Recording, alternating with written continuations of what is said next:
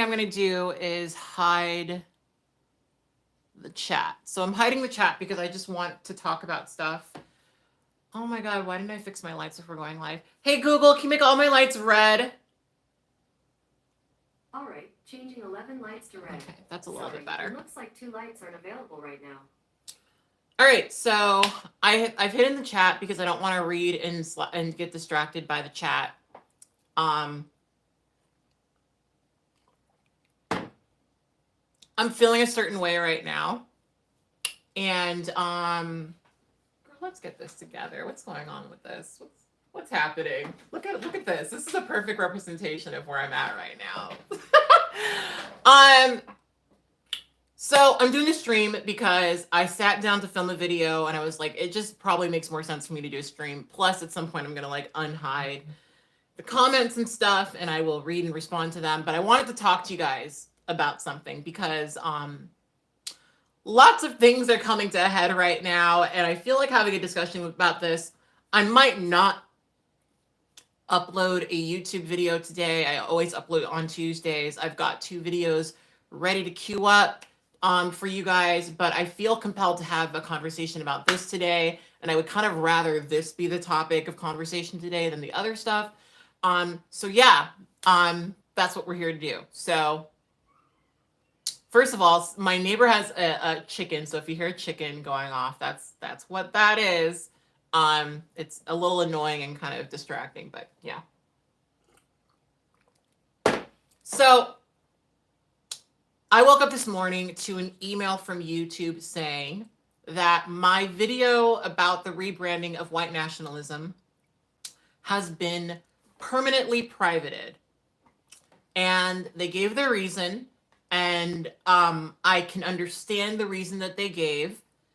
But that particular topic, that particular video was really central to a lot of the changes that I took on YouTube after I made that video, and the reaction to that video was also really kind of central to a lot of stuff that has changed my perspective on things and my approach to YouTube. And the fact that I woke up today and that I've been having all of these conversations recently about this stuff made me feel compelled to talk about this again. So that's what this video is going to be about. And we're going to start out with a general conversation, and then we're going to get into some deeper shit. So let's start. So I first started having this conversation again because every couple of months there is my video about why is left tube so white goes viral again, or not goes viral, but it goes into everybody's feed. And so of course I get all of these fucking comments from people, and most of the comments from those people are proving the point that I'm making in the video. And I wanted to start the conversation out with this because this is a very important thing to understand about me and the changes I've taken on YouTube, right? So I think I say this in every fucking video, but I've been on YouTube since 2005. I've been on this platform since it has been a platform. This particular channel I've been on since 2010, but I've been on YouTube since 2005.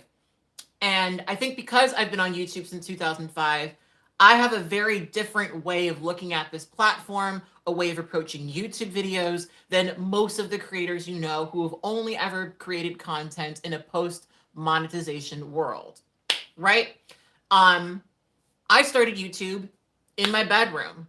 I started making videos, you know, sitting in front of my little rinky-dink laptop, and I would talk to the camera much like I am now, and I would just tell the 20 people who were watching me how my day was, right? And of course, being a trans person, being, you know, a person who's interesting in so many other ways, weird in so many other ways, there was a lot of conversation to be had about the various things that I was experiencing through my life. But I didn't make those initial videos because I wanted to be seen, because I wanted to be known, because I wanted a ton of subscribers, because I wanted to make money. I was having these conversations because I was passionate about it. I was having these conversations because I felt that I needed to have a place to vent a lot of my own personal pains and struggles, especially during a time where I felt like I wasn't being listened to in my general life circle. That's not, I don't think that's the right term, but you know what I mean? People in my life weren't listening to me. And so I felt like I'm going to make YouTube videos so that I can talk about my shit and not worry about people, feeling inconvenienced by me. Right? That is the soul and the foundation of why I make YouTube videos. And I'm also somebody who has a film background. I went to school for character animation. I went to CalArts for character animation. I've always loved creating video. And so I have an incredible passion for that. Just as a creative person, I have a passion for that. Right? And so my YouTube channel started as a thing I was doing just to vent and feel free or whatever, and then transformed into more, where I was making videos about stuff that I was passionate about. And honestly, a lot of the soul beneath that was trying to fill in gaps where there were gaps, right? And when I mean gaps, I mean when I was younger, I did not have people like myself to speak to the experience that I could have as a trans adult, right? So a lot of the early stuff I made was kind of, in the interest of that, right? To be that sort of like representation and sort of exist on this platform in a loud and open way for other people who are looking for that to find that, right? I was trying to fill that particular gap, right? That became even more pronounced when I started making early content about racism, right? About feminism, right? I made a lot of really early content about that stuff because I felt like people weren't making content about it. Now, I know that to a lot of newer YouTubers, newer YouTube audience members, that's kind of shocking and surprising that there weren't a lot of people making this content, but there really was a time where you didn't find people making videos about racism, about Black Lives Matter, about feminism, about all the various things that I used to make videos about. It was me and maybe 3 other women, right? And that was it, honestly, right? And during that time, I became very serious about my video production. Very, very, very, very, very serious. I invested in lights. I invested in backdrops. I invested in new camera equipment. I started paying for Photoshop. I started paying for the whole Adobe suite instead of stealing it like I always had. I put a lot of effort into creating content that touched on those subjects, right? And I put a lot of time and energy to it. And back then, the classic video was under 10 minutes, short and sweet, quick and easy, very, very deep. And I made a lot of content that was very heavily researched and explained in a very, very short period of time. And I think, so part of what's bringing this, there's so many things that are bringing this conversation on for me, but a YouTuber who I love, who is near and dear to my heart, Quadir Howard, recently decided to make all of his content private. Basically only make it accessible to his Patreon members, right? And I commented on this post, and I said that I get it. All I said is I get it. And if you go to that video and you can look at the comment, there was one fucking person who came and the first thing they said to me was, first of all, unlike you, Quadir actually has talent, right? And went on this whole tirade about all I do is stand in front of my camera and talk. All I do is stand in front of my camera and talk, and I don't do any da-da-da-da-da-da. And that annoyed, because here's the thing to understand about me. Now, as an artist, I will always believe that I can do better and create better shit. That is what drives me personally. We'll get into that a bit later, is I'm driven by my desire to, as a creative person, as a creator, be better than what I was before. I will always strive to be better than what I was before. But let's get something really straight, okay? I am good at what I do. I am good at what I do. The fact that I was able to create so much content, and y'all might have not have seen it, but it existed, and it might not have been to your liking or to your personal desire. The fact that I was able to create all of that content, edit it on my own, research it on my own, and produce things that are regularly used in an education setting, which was the audience that I was kind of making that stuff for, less of a YouTube audience. I'm good at what I do, okay? I have talent, and I know that I have talent. I'm very, very good at what I do. Now, what I hate, and this is what I said to this person, is it's very arrogant to conflate me having talent with me creating things that you like. You might not like what I create, but to act like I don't have talent and I'm not good at what I'm doing is kind of stupid, honestly, because I am. I am. And I don't care how arrogant that makes me sound. I am good at what I do. Okay?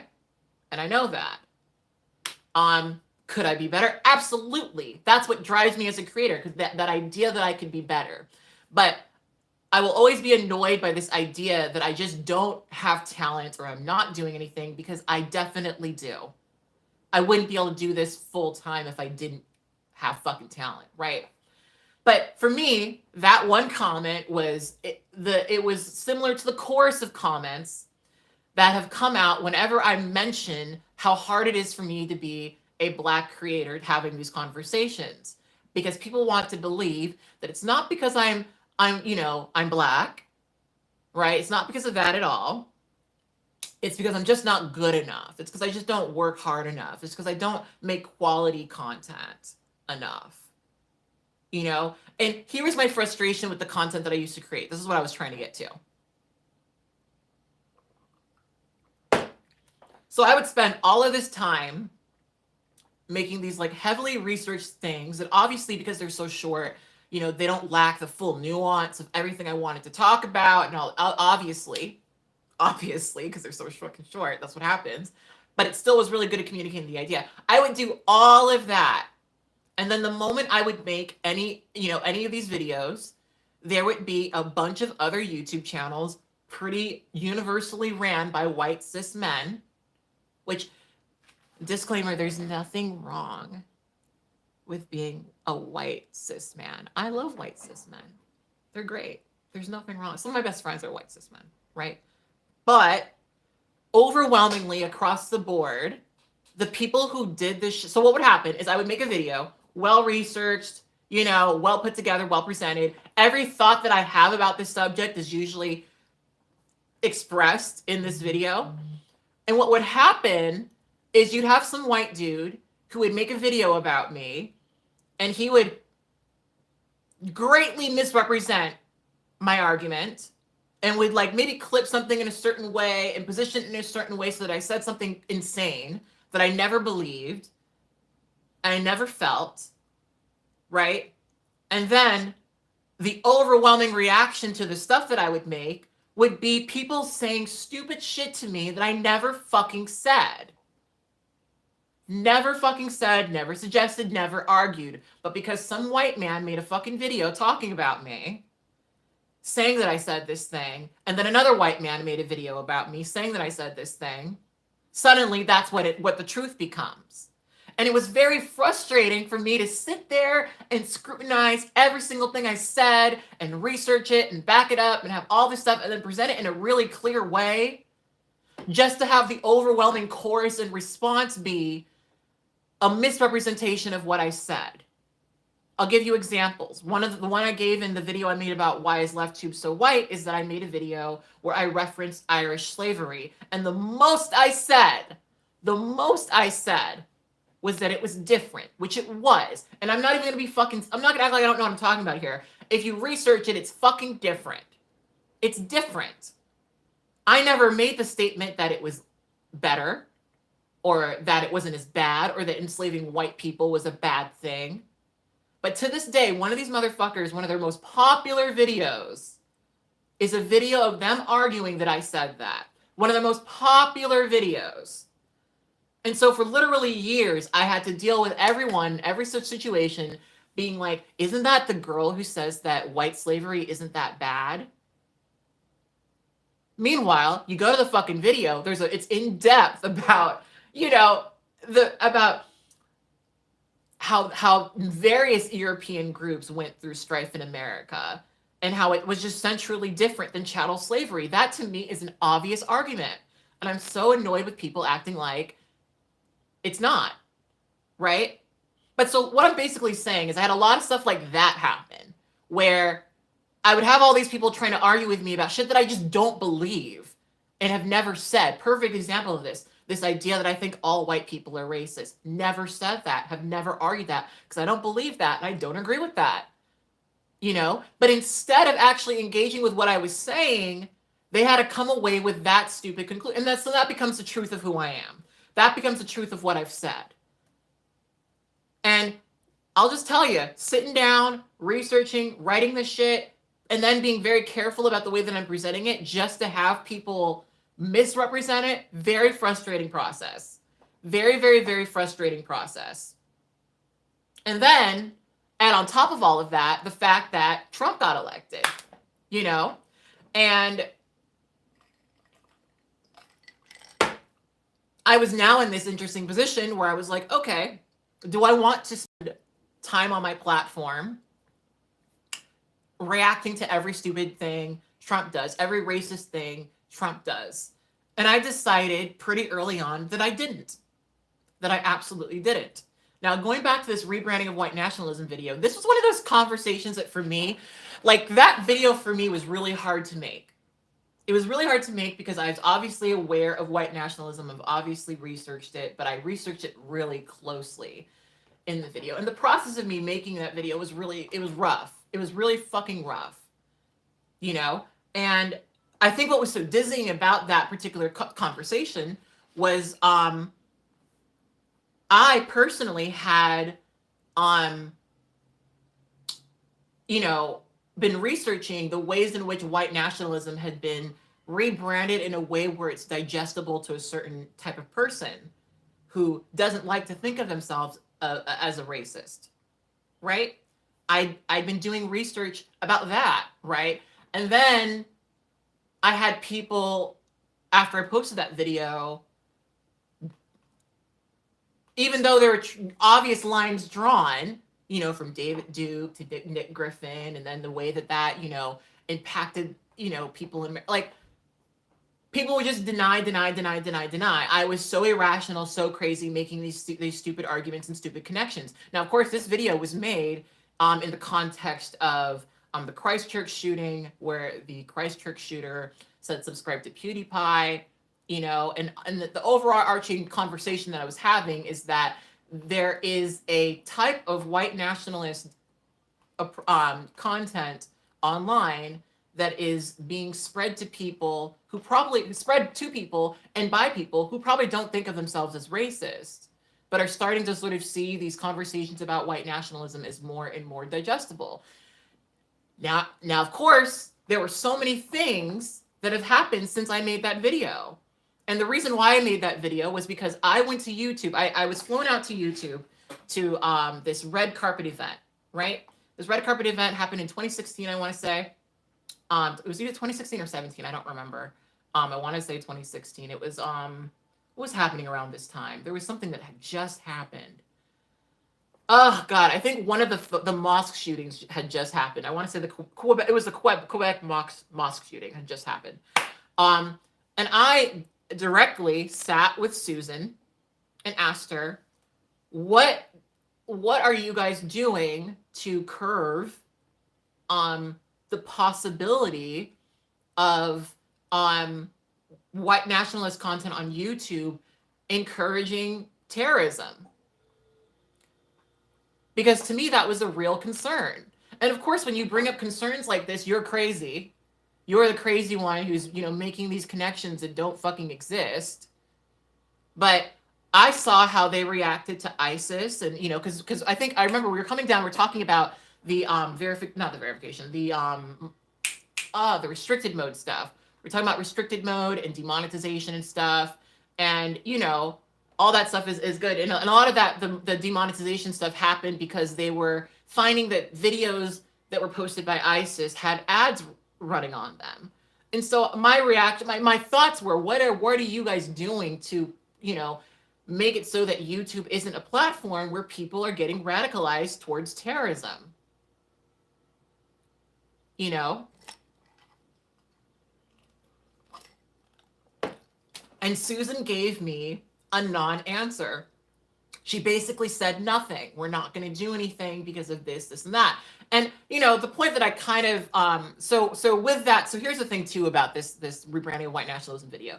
It was going to be part of a series of videos where I talked about all of that stuff, but I didn't finish the series, and I didn't get to the point where I told you guys this. This was like the crescendo of the whole thing. That video that I made was like, God, it's I think it's like 60% edited, but I just stopped working on it. Because shit started changing. Because eventually YouTube did come out and say that they're going to start trying to stop this particular type of content. But for me, especially sitting on here as a Black creator, making content about racism, and receiving all of the bullshit that I've received, and reading it and seeing it, being on this particular side of the fence, I know how bad it's getting. And then, of course, we see the fucking Capitol. What just happened at the fucking Capitol? And so many of those people stormed the Capitol because of some shit that they saw a right-wing influencer talking about on their fucking, social medias. And it's like, of course, when I made that video, people were like, you're crazy, you're making connections that don't exist, da-da-da-da-da, oh my gosh, why are you, blah, blah. And it's like, and honestly, the way that I was dismissed in that way was really fucking hard for me, because I'm sitting here as a Black person knowing that I'm going to be personally affected by white nationalism. We all are, but I'm Black, And so to me, obviously, these are going to have different repercussions for me than a white creator would have, right? And so how people ignored me then and dismissed a lot of the conversations I had earlier about racism, where in my perspective, I was presenting things in a very reasonable, very, very polite way. It made me kind of throw my hands up and say, you know what, y'all are never going to care about this, are you? You're not. I tried. And a lot of the content that I made was really made with the desire to, hopefully point things out so that people will maybe change. But I just recognize that, like, no, people are not going to see this, and it's stressing me out to talk about this. It's not doing good for me to talk about this. So I'm going to talk less about this. I'm going to talk less about this because I don't want to go through this like stupid gaslighting thing where I'm pointing at racism that I fucking researched and verified through sources and things where they're, all that. I don't want to do that. And continuously just be gaslit into, by people into saying that it's not real, because it is. I know it's real. So what I'm going to personally do is prepare on my side, and y'all can do what you need. That's how, basically the attitude I took. I make less content about this, and I'm just going to go forward understanding that, the conversations I tried to have were not going to be listened to because people do not care. And that is just where we're at. They don't care about this shit. So there was a lot of cynicism in my choice to make less political content. A lot of cynicism. And I will say that cynicism with this new election now, y'all, if you follow me, y'all should know that I don't like neither of those white men. Not because they're white, but because they're both people that I don't like, between Trump and Biden, but we're not going to get into that fully here. Okay. But I will say that the election did not go how I thought it was going to go. And so that kind of, it ticked a little bit of, I don't want to say hope, because that seems like a too over exaggeration of an emotion. It's not quite hope, but I definitely did not think that the election was going to go the direction that it went. And so that kind of made me be like, oh shit.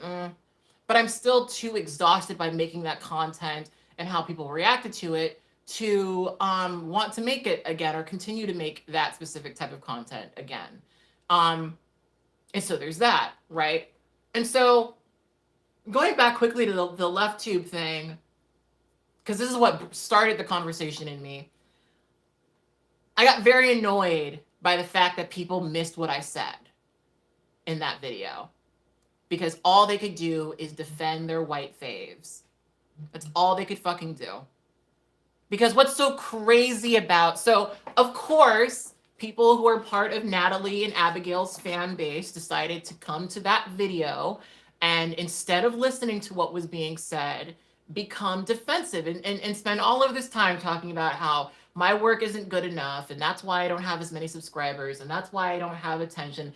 And it's so crazy to me to think that these people only digest, they can only understand the reason behind leftist stuff on YouTube, the motivation. They can only digest the motivations for leftist content on YouTube to be attention and views and subscribers and money. That's what they think. That they think that that's why I created the content I created. Not because I gave a fuck, not because this stuff actually has personal repercussions for me, but because I wanted attention and money and fame, and I was just bitter that I didn't get the attention and money and fame that PhilosophyTube and ContraPoints had. Fuck you. Well, you know, fuck you. That's not why I created anything on here. That's not why I made anything on here. If you can't tell by the way that I'm making this video right now, I'm an incredibly passionate person who really gives a fuck about shit. That's why I make the content that I make. I see something, I want to talk about it, and I make it, especially when I think there's something I could teach other people about with it. That's why I make it. I've never given a fuck about subscribers or views. In fact, what's so crazy to me about this particular reaction, especially because I mentioned this in the fucking video, is that I have always been uncomfortable with being on YouTube. I've always been deeply, deeply, deeply personally uncomfortable with having a large following, with having a lot of subscribers, with having a lot of attention on me. And I don't understand why people consistently miss when I say that. I get that it seems funny because I feel that way and I've got a YouTube channel, but I've made stuff that I was passionate about because I wanted to have the conversation, again, to fill the gap where there was a gap. That's why I made that content. That's why I created what I created. I did not create any fucking video about racism thinking, oh, this is going to get me a lot of subs. This is going to get me a lot of views. Never. Because that's just not important to me. It's just not, you know, but I, you know, in recent times, I have started thinking of YouTube as my job. And when you're a business, you really do have to think about where is your time better spent, right? One of the things so one of the reasons why I'm making this video is because this is a dialogue I'm constantly having with my Patreon followers. And I realize that some of you guys I mean, obviously, because I only post those videos for Patreon, you haven't heard me talk about all this shit, because a lot of times on Patreon, what I'll do is I'll just give people general updates about how I feel about, you know, being a creator and stuff. And one of the first times that this really frustrated me, when this became a thing for me, is when I made my Ida B. Wells video. Now, I made that video because I really wanted to make that video. And I really wanted to make something that was, you know, just, I love making the content like that. Like, if you watch my Ida B. Wells video, you'll probably tell that I really, really love making that video, talking about Black history, using animation to do so, you know, just kind of representing somebody who I think is really amazing, you know, and making just a fun video about them, right? But I remember when that video got posted and it only got like 2,000 views. And at a certain point, I had to sit with myself and be like, listen, you like making this content, but if you're going to start thinking of this as a business, which I started to at that time, you need to put your time and energy towards something that is going to have some degree of return, right? You have to at some point. And, you know, the low quality comment annoys me a little bit because I made a lot of very high quality political content that required so much more. True tea was the thing that I started on my channel that I wanted to be less laborious. I wanted it to be less exhausting. I wanted to be able to have a thing where I was coming and speaking to the camera. Because everything, so this is an annoying thing too. People, like, a common comment that people had was like, your videos are too long and they meander and they're this and this and that. And oh my gosh. I used to do, and real long-term followers will know this. I used to do nothing but scripted content. I used to make nothing but scripted content. I never talked about myself. If you were following me during that time where I was making very political content, you probably heard me talk about myself a bit, usually to set up another conversation, usually in the context of, well, here's a little fun story, and then let's talk about this real shit. But I never talked about myself. That's how I started this platform, but I never talked about myself. Everything was scripted and made short, under 10 minutes. That was what people were doing back then. You know? And so I wasn't complaining about, you know, so I think part of the problem was I uploaded that video after I took a whole year off of YouTube and then decided to go in a different direction because of all the shit I'm talking about here. Because that just, I used to spend, because I spend all that time doing that content, and then it didn't perform.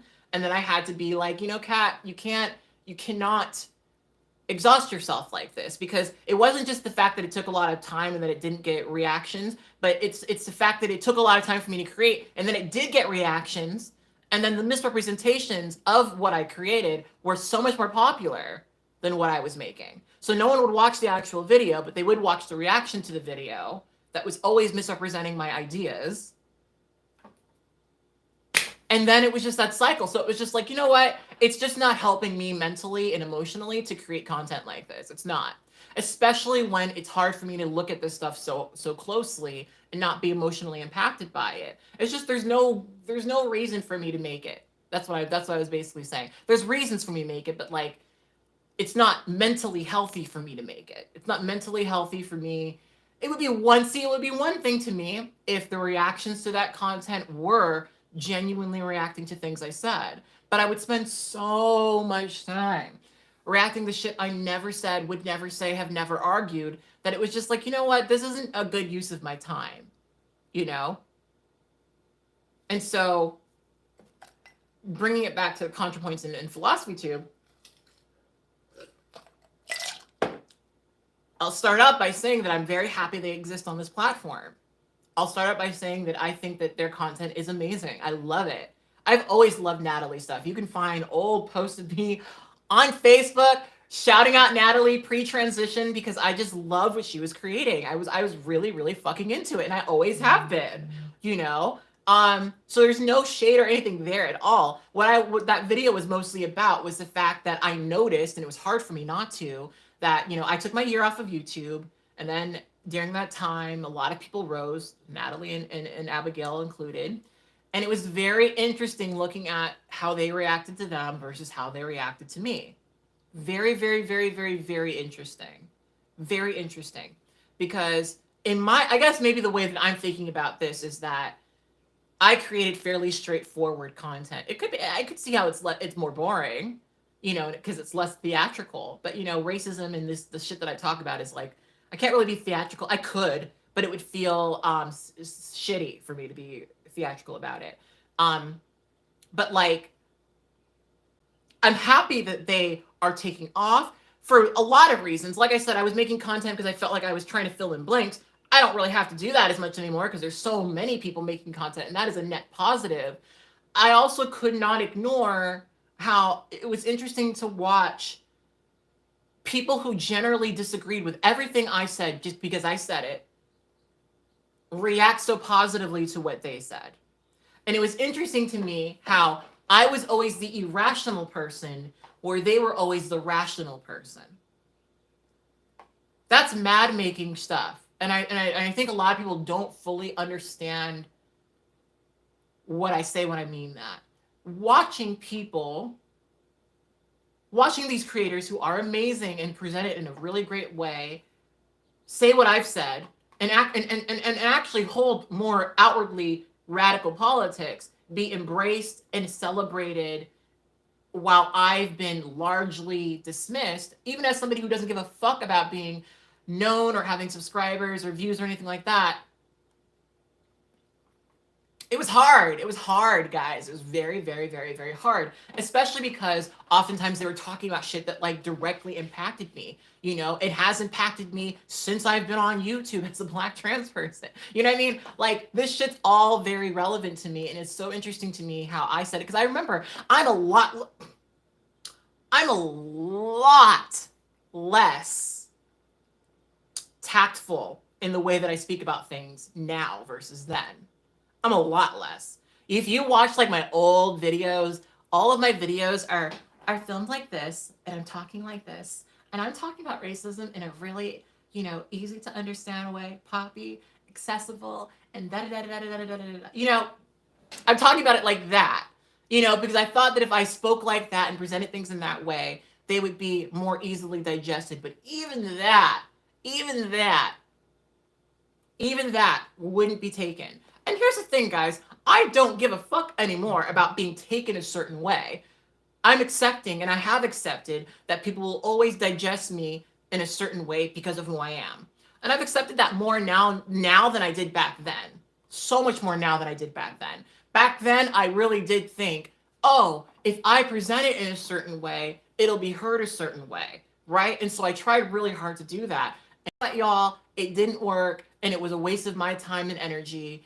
And it just made me feel like, I had no reason to believe that it was the way I was saying it. It wasn't, well, I had no reason to believe that it was the way I was saying it and not what I was saying. It was what I was saying, and that's it. And that's it, So,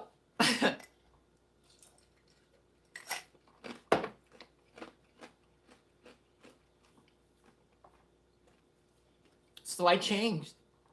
I started making different content, especially during Trump's administration. I said, you know what?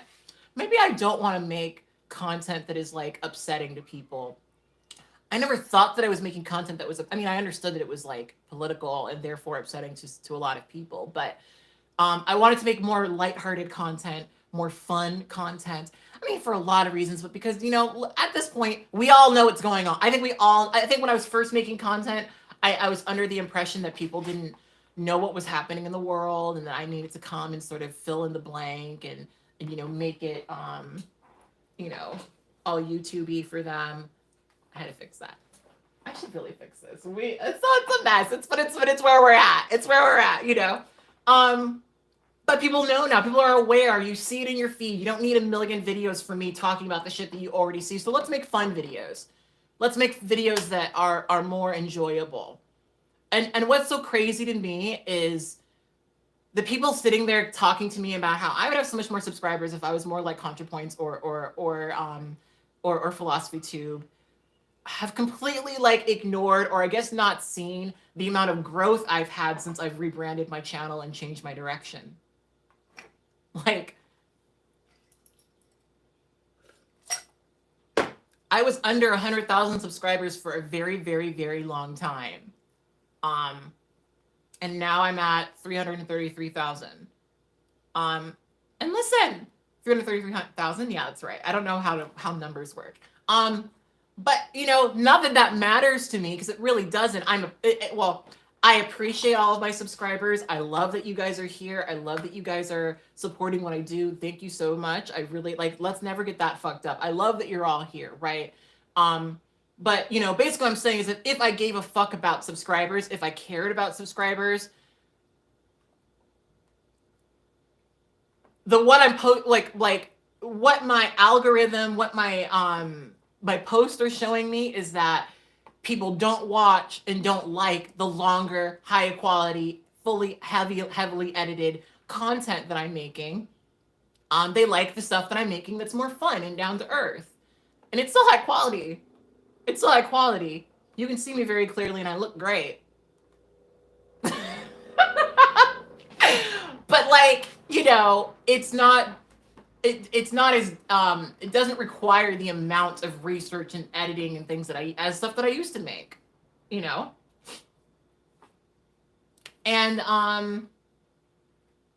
that seems to be working for me.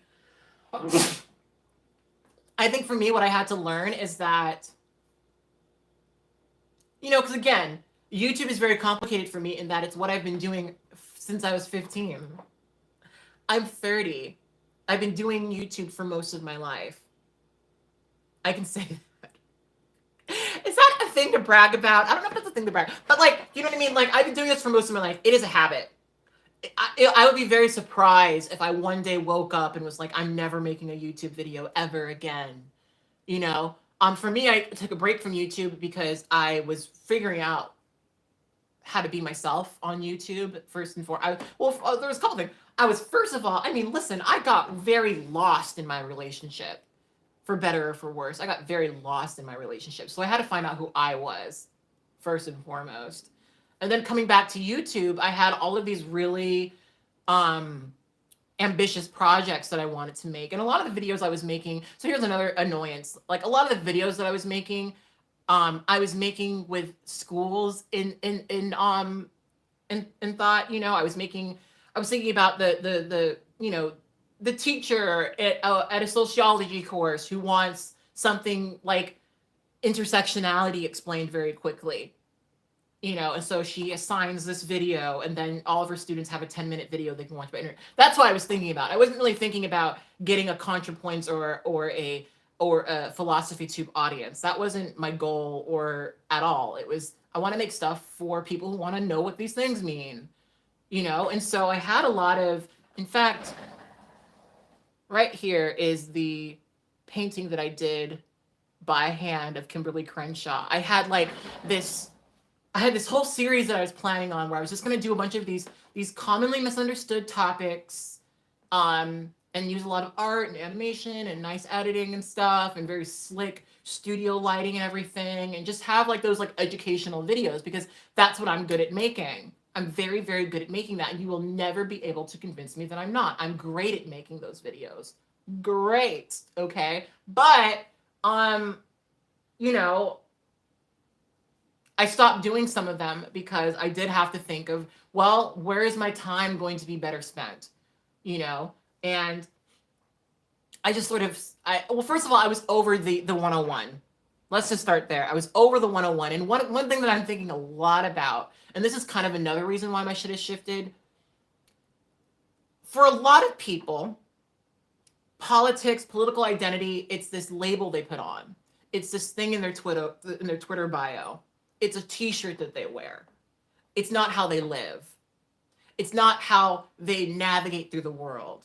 And personally, one of the things that I think I've become slightly more annoyed with age is these people who fucking wear the t-shirt but don't walk the walk. You know what I mean? The people who've got the little cute little sticker on their laptop, but they don't actually live by that. You know? And so I think part of me wanting to make my stuff more personal was, you know, I am a feminist and I will probably always be a feminist, and I'm probably never going to see things differently. I'm a very left-leaning person. That is part of who I am as a creator and as a person, and da-da-da-da-da. And so that's all central in my life, you know? And so I kind of wanted to start talking about that stuff without explicitly talking about that stuff. And also talk about the messier, less black and white perspectives that I have, because I never have had black and white perspectives on most stuff. I don't. I have very few strong, solid black and white perspectives on most things, but there are some things I do. You know, there's some things I do. Most things I don't is what I meant to say. Most things I don't. But I wanted to sort of have more personal stuff, you know, because I did recognize, because I think part of the thing too was, I think part of, I don't know, like I really hated this idea that people had of me where they thought that I was so easily offended by things. Like people like genuinely, like unironically believed that I was easily offended by things. And that to me is that's offensive, honestly, because I couldn't be myself and also be offended by everything. I couldn't. My thick skin is a very central part of me as a person. You know, I fucking can't. I couldn't afford to be thin-skinned in life. So very little offends me. I just give a fuck a lot. I care a lot. So that's why I talk about this shit. But I don't need to have this, you know, debate with anybody about, you know, whether or not something is this or that. I can recognize when something's hurtful to me. I really can. And I don't need to be offended by it, but I can understand that you're being disrespectful or you're being shitty, you know? that's different than me being offended. And honestly, would it be so bad if I was? But I'm not. That was so I wanted to sort of have more conversations that kind of made me seem, well, not made me seem, I wanted to have more real personal conversations about like me as a person, so you guys get to know me, because I really hated this idea that just everything offended me. I promise you that I am less easily offended than any of these little, oop, let me not say all that. Let me stop myself.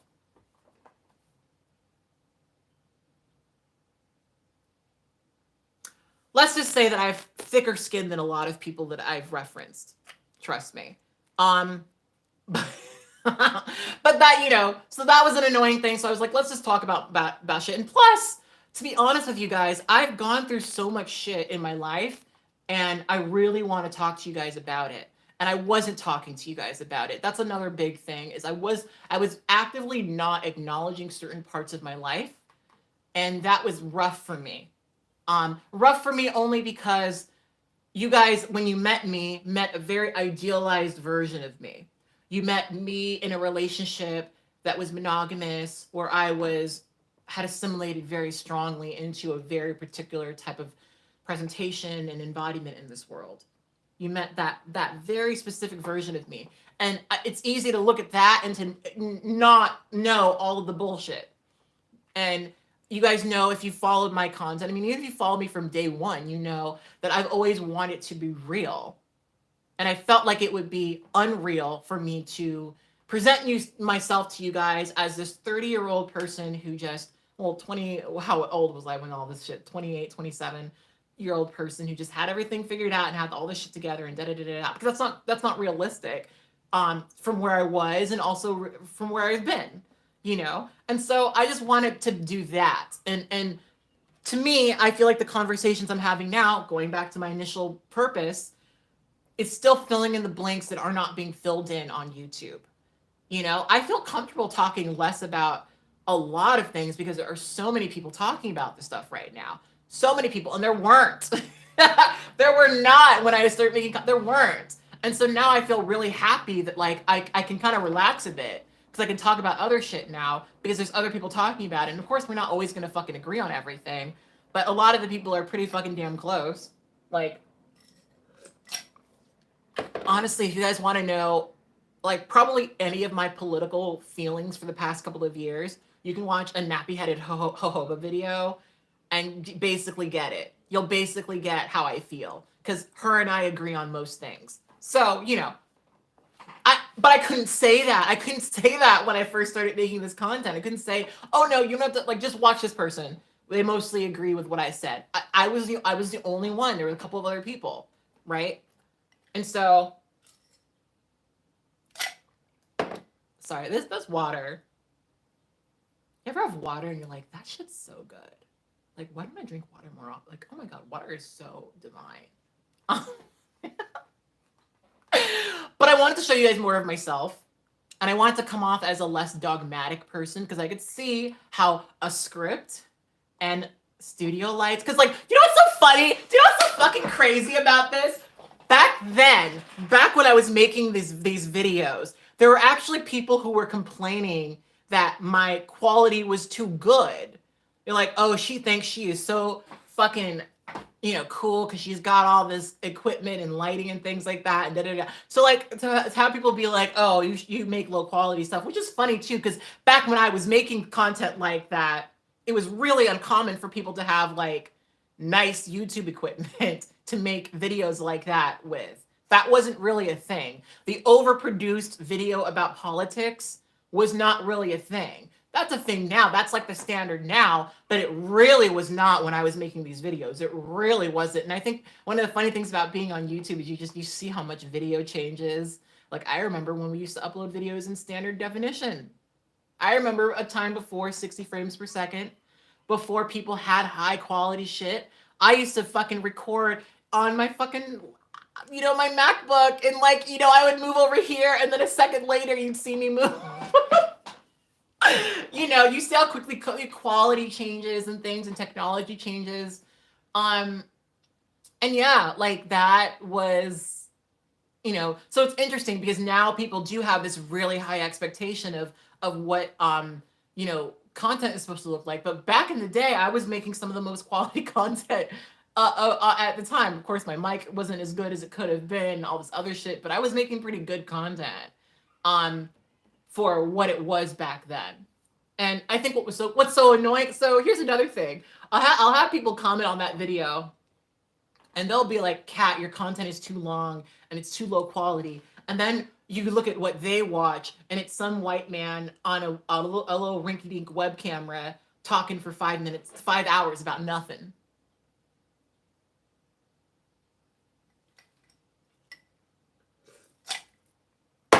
You know, that's always going to be hilarious to me. I make low quality content that's too long, but y'all will sit there and watch a 5-hour live stream of a white guy talking about whatever. Okay. It's fine to just say you don't like what I make. Like, let's not get crazy. Let's not make things up, you know? It's totally fine not to feel connected to what I'm creating. But anyway, I really wanted to say all of this because these conversations keep coming up, and YouTube removing YouTube removed the video that I was the most proud of. I was the most proud of that video. It was one of the hardest ones that I made, but I was the most proud of that video. I was the most proud of that. That was my first big video essay. And I was really fucking proud of it, and they took it down. And again, they gave a reason, and the reason to me is somewhat valid, because the reason they removed it is because I included news footage that showed the footage that the Christchurch shooter used. So, hey, you know, I can see why they wouldn't want that, okay? But to me, it was like almost another example of how hard it is for me to create the content that I really want to create on here. And had they removed that video back then, I would have had a harder time accepting it, a much harder time accepting it, because it was a really emotionally hard video for me to make. It took a really, really fucking long time, put a lot of effort in there. And if they zapped it off right then, back then, I would have not taken that well. I would have not taken that well. And it would have been yet another example, because I made that video when I came back to YouTube. It'd be another example of them making this shit more complicated for me. And you know, because YouTube does like to do this thing where, you know, Black voices and oh my God, we love Black people.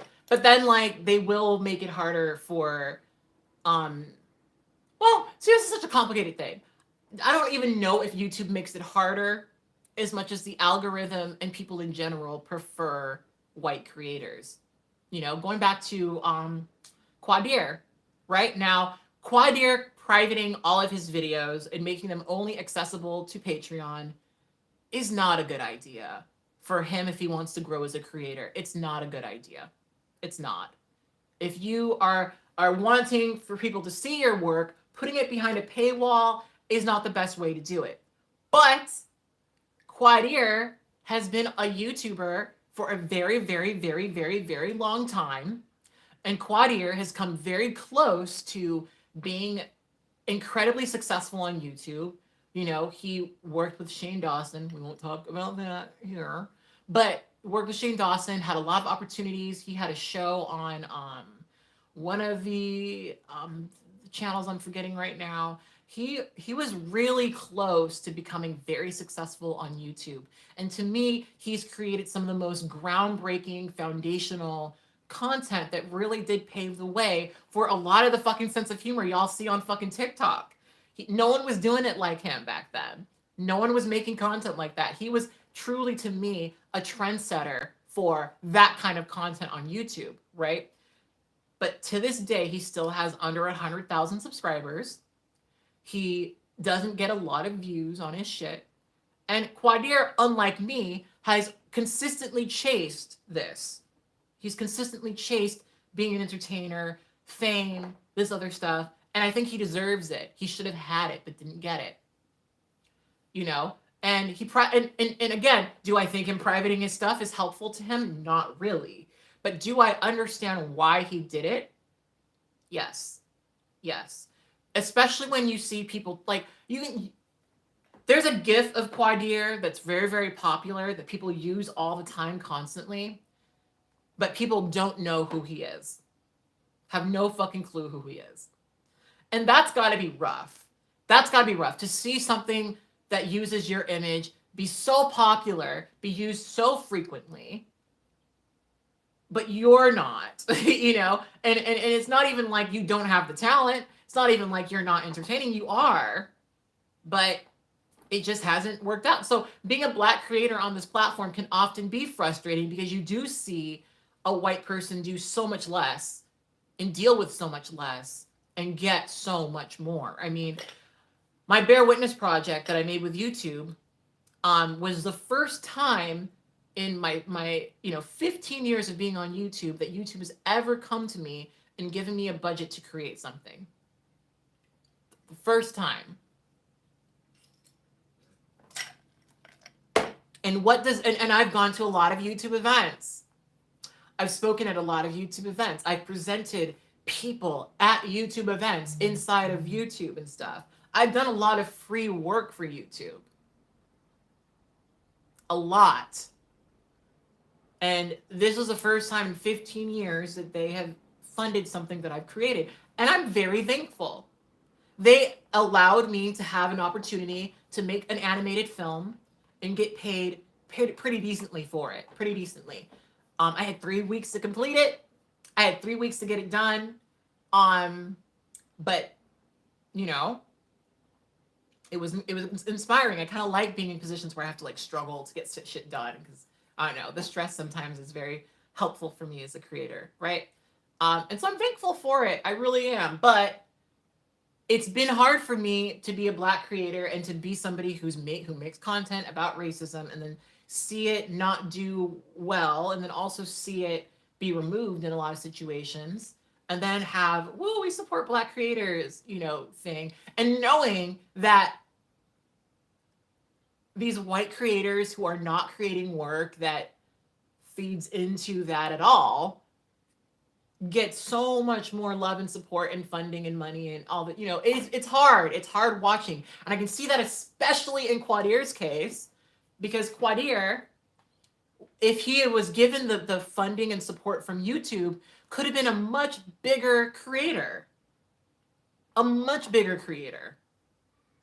But he didn't have that. And sometimes that's what happens, You can only create, because Quadir, I'm just assuming, he probably doesn't make a lot, from his videos. Probably never has made a lot from his videos. Quadir is like a lot of people who he can't make YouTube his full-time job. He can't make YouTube his full-time thing because it's just not making him enough money and he's not getting enough support on Patreon. So he's had to work another job while putting out this amazing breadth of work and not seeing much return from it, but then constantly being told from YouTube and other people, oh, we love you, you're so great, but then never any financial support that would help him get anywhere further. But then, and of course, when we talk about this as Black creators, we're always like, oh, why do you deserve that? Why should anyone give you money, right? But that's the big fucking difference between these creators that often of color and these larger white creators. Just going back to Natalie and Abigail. Y'all think they don't y'all think that that's cheap to do? Natalie and Abigail invest a lot of money into making their content, a lot of money into creating their stuff. Part of, not that I want to make content like theirs, because I don't, but part of the annoying thing about the quality, oh, you just don't make high quality content the way that they do. It's like, all right, and I also don't have all of the money to do that, I also don't have the income to hire, rent a space, hire, editors, hire people to do my lights and all this other shit. I do everything myself. Abigail and Natalie, amazing. They don't do everything on their own, and they shouldn't. That's how you grow. That's how you grow as a creator, is you pay other people. And part of my problem is I don't trust other people with my shit. That's a personal problem. But going back to Quadir, if he and many other creators had that financial support, had that stuff, they would be able to create really amazing stuff with it. And so frequently they're just not. YouTube only offered to fund one of my projects in quarantine.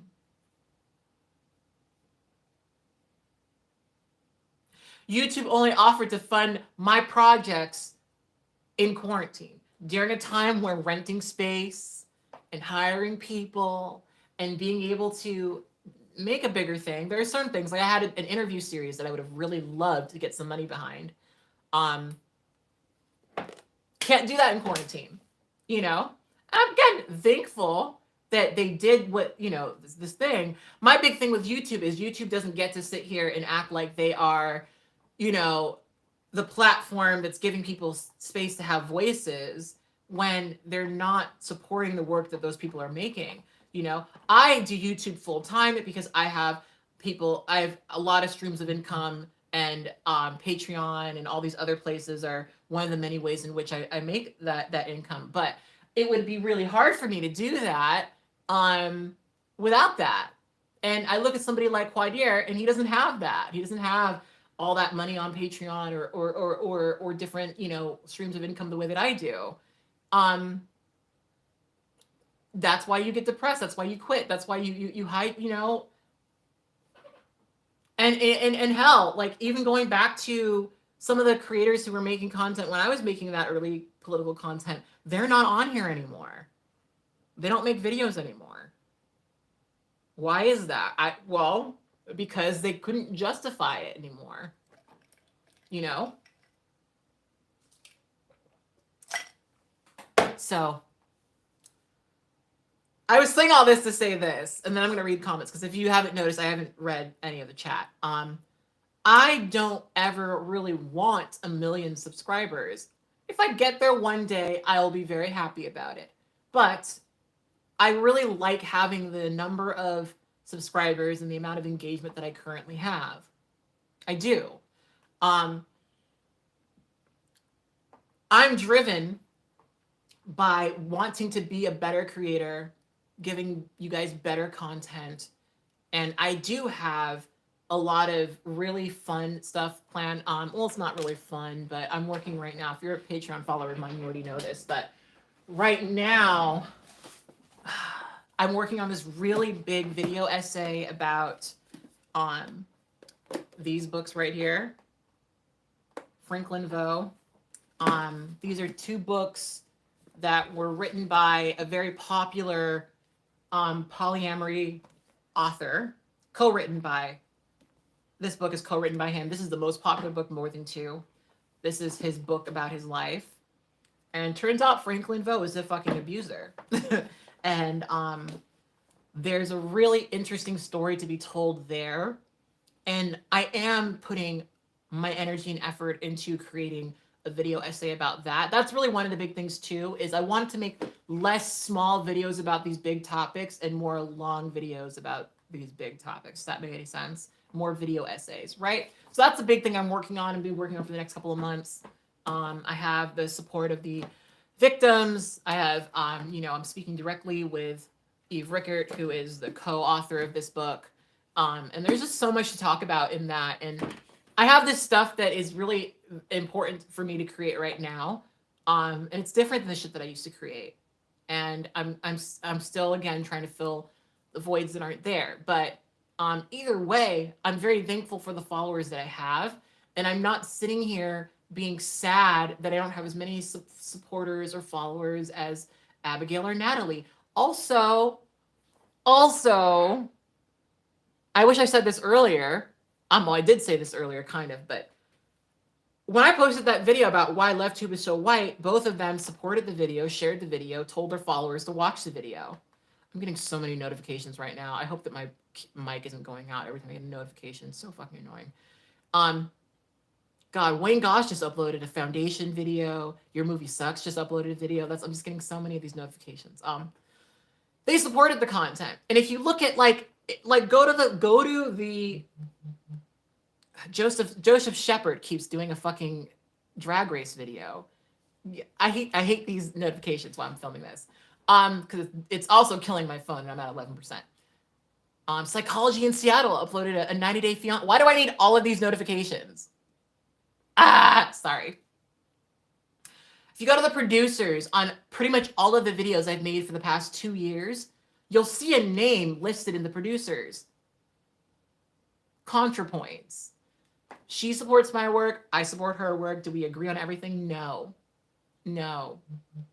Absolutely not. But We mutually support each other's work. So it's annoying for me to read comments from ContraPoint stands being like, why, you know, if you wanted to make your content more like hers, you would, fuck you. Don't want to do that. Wouldn't want to do that. Think that her content is great as it is. She fills that void. I've got other voids to fill.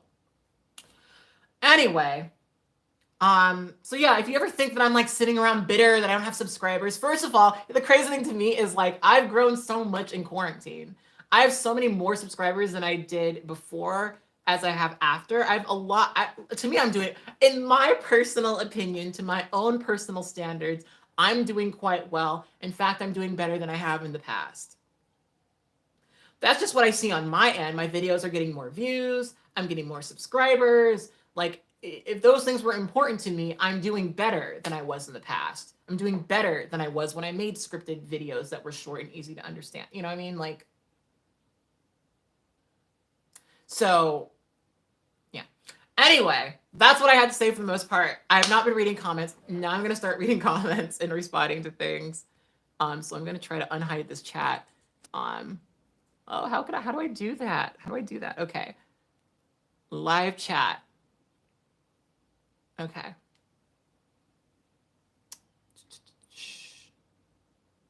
Okay. Ah!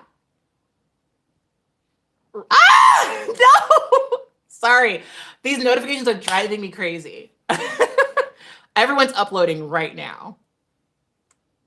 I hadn't checked your sub count in a while, and wow. Yeah, like I think I'm doing well. I think I'm doing well. I don't know. Like, I feel like I'm doing really good, but I can see how, because my videos aren't getting 100,000 views, some people might see any sort of criticism I have of other YouTubers as like me wanting what they have. Like my favorite, oh girl, you want to know my favorite? My favorite accusation of jealousy is Blaire White. I find that highly hilarious. People are like, you're just so jealous of her. And I'm like, of what though? Like, not to be disrespectful, but like, of what specifically do you think I'd be jealous of? Nothing I've talked about here would probably lead you to believe that I'm jealous, but that's a common comment I get. You're jealous of Blaire. Of what? What of? What of, love? What of? Sorry, let me not be offensive. Why would you want to copy another creator? That's kind of why I'm not really into, oh, well. Ooh, well, there's, you know what? I will not react to that particular comment because that is a whole other conversation that I will not be having. Am I detransitioning? No, but you can be banned for that comment. Aw, you learned about katblaque from Bob the Crack? No, you didn't. What did you see? Because, oof, RuPaul Drag Race drama. That's a whole other thing. Somebody told me recently that apparently the RuPaul Drag Race Reddit still hates me because I talked about the racism on RuPaul's Drag Race forever ago. But I love me some Bob the Drag Queen. I really do. You deserve more subscribers. I guess. I mean, so here's my thing. This is another point. I probably should have said this. I've sabotaged my YouTube channel so much.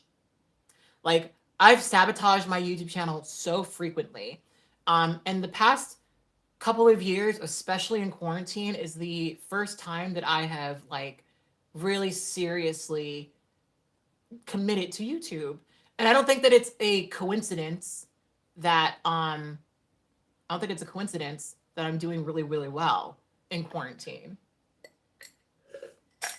Because first of all, I have more time and I'm not going out as much as I used to.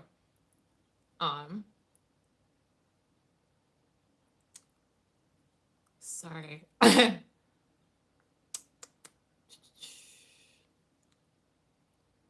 Oh my God. Do I watch Cops Hate Mo? Yes, I've seen a couple of his videos.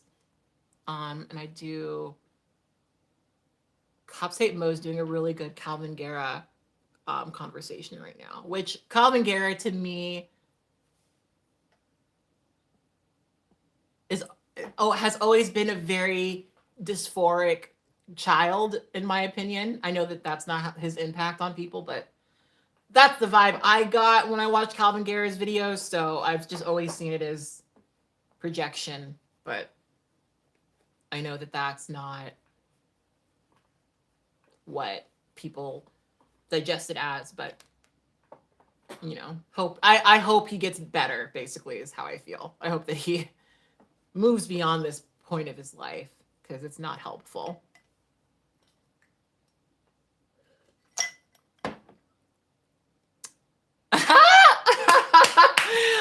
We got some Psychology in Seattle fans. Yeah, I mean, I used to love I still love 90 Day Fiancé. I just haven't watched it in a while.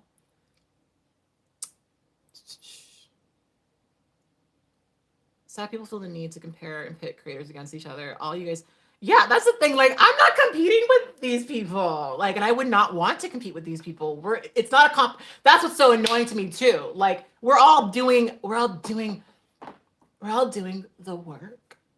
You know, we're all doing the work. So like, why would I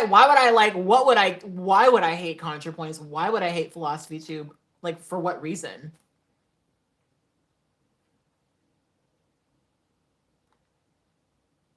Like, we're doing the work.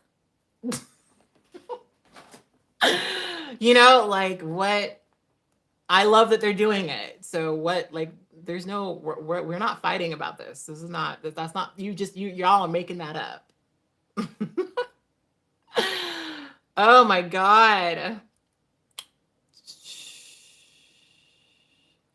Who is Tristan Tarmino? I don't know who that is.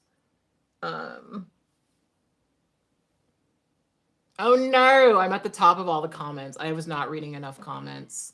Oh my God, y'all are talking so fast. I really should have been reading these comments quicker. Having your level of subscribers attracts more genuine people compared to YouTubers with a stupid amount of subscribers. Yes, that is what I love. I love the fact that my followers talk. Like, the fact that I can go on almost any video of mine and I have a very long conversation about the topic at hand. I love that. I love that. That is amazing to me. Like, I would much rather have that than so many people that I can't fucking engage with. Like, my comment section, my community, first of all, I see some regulars in here who leave these comments. You guys are amazing. And here's the thing. This is what I really wanted to say in this video. This is what I really wanted to say in this video. And I know that this is going to be interpreted in the wrong way by some people. So, you know, like, we're about to say it, and y'all can read it however you want to read it. The gag of all of the discourse around me not having as many views and subscribers is, I want my, how to say this? I want my content to be accessible to everyone, but my content is not for everyone. Do you know what I mean?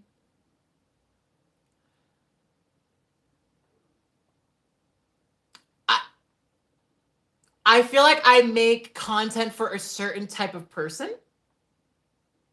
and that person is probably not as deep into YouTube and probably values intense, deep conversation. And that's not most people on YouTube. That's not most people on YouTube. Most people aren't like that. You know, and I'm not interested or invested in being mainstream. I'm not interested or invested in, you know, being one of these cool YouTubers that all the kids are talking about. Because in my personal opinion, no, this is gonna sound shitty.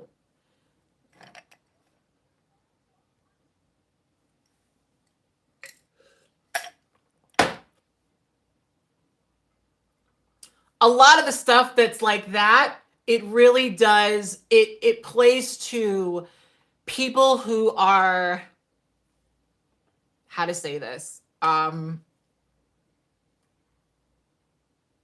how to say this.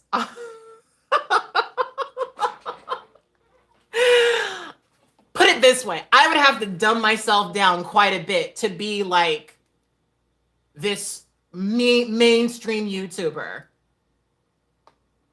I really would. I really fucking would. And, you know, people are saying simple. That's exactly it.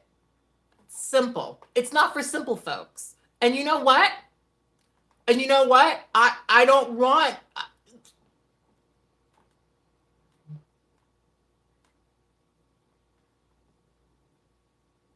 I don't really want that in my audience, you know. My audience are critical thinkers, people who want to learn and grow, people who are critical of their own thoughts, of you know what I mean. Those kind of people. That's what I want my audience to be, and I know that because that's my approach, I'm not gonna have 1 million subscribers. I'm not.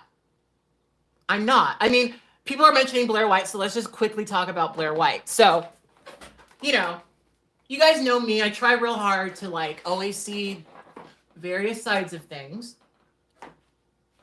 There's some shit that Blaire White talks about that I feel like you could, if you wanted to, make the same argument. You could still make your stupid transphobic argument, right, with more research, right, or whatever. You could try harder to make your point, but Blaire really relies on misrepresenting her audience, to misrepresenting a thing to her audience, and she's not cultivating a group of people who are critical.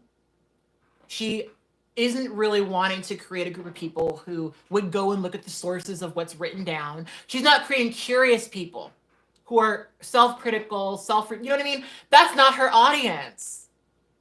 She's applying to simple people who want to be told something, and that's it. That's it. You know, she manipulates, she misleads, she lies sometimes outright. And of course, that is going to be so much more popular than somebody who sits and asks for nuance. It will be. It will be. You know? So I'm not interested in making content like that. It's just not at all what I want to create on here, you know? And that's really just that on that. And now I'm not saying that I don't watch or listen to, girl, my feed is People's Court, 90 Day Fiance, like all this other shit that doesn't really require any of that. But you know what I mean? Like, I don't want to create content that like I want you guys to watch my content and be thirsty for knowledge. I don't want you to watch my content and be like, okay, that's it. Everything she said is correct and true. I don't have to look at the sources. I want you to be able to look at the shit. You know? Someone says it's not junk food. Exactly. That's the way that I look at it. Ooh, we like disappeared for a second. Actually, let me see how. Ooh, 5%. Now I'm gonna try to plug my phone in, and if we disappear, I think I have said everything I want to say, but I still want to talk about more shit. But God damn it! Okay, let me grab my charger. Ow! Ow! Ow!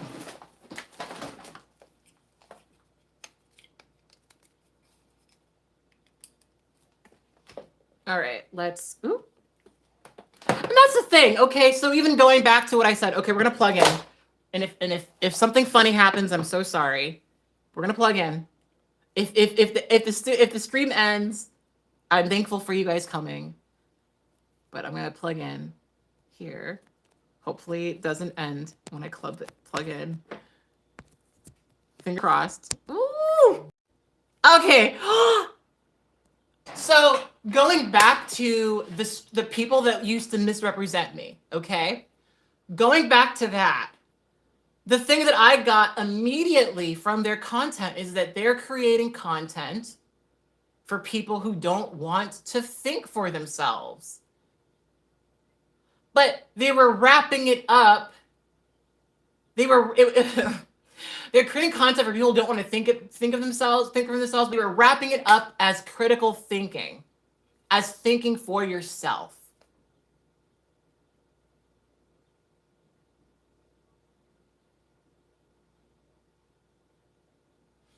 You know? And to me, that was so interesting, you know? Because with so much of the content that they regularly produced, if you just look at the sources of what they're criticizing, their points are misproven.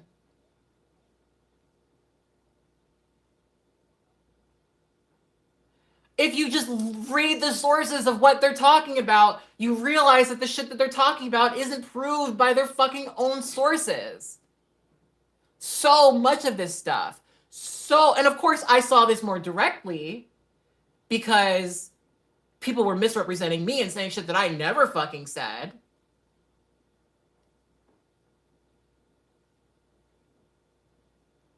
But even with their general work, they're not being honest. They're not fucking referencing their sources. They're barely reading something and then they're building a whole narrative on top of that. It's, you know, and that to me, as somebody who likes to think and question and challenge myself, that's aggravating as fuck. In general, it was aggravating for me to watch people lie or not have their sources in order and have their content just take off and be treated as factual when it's not.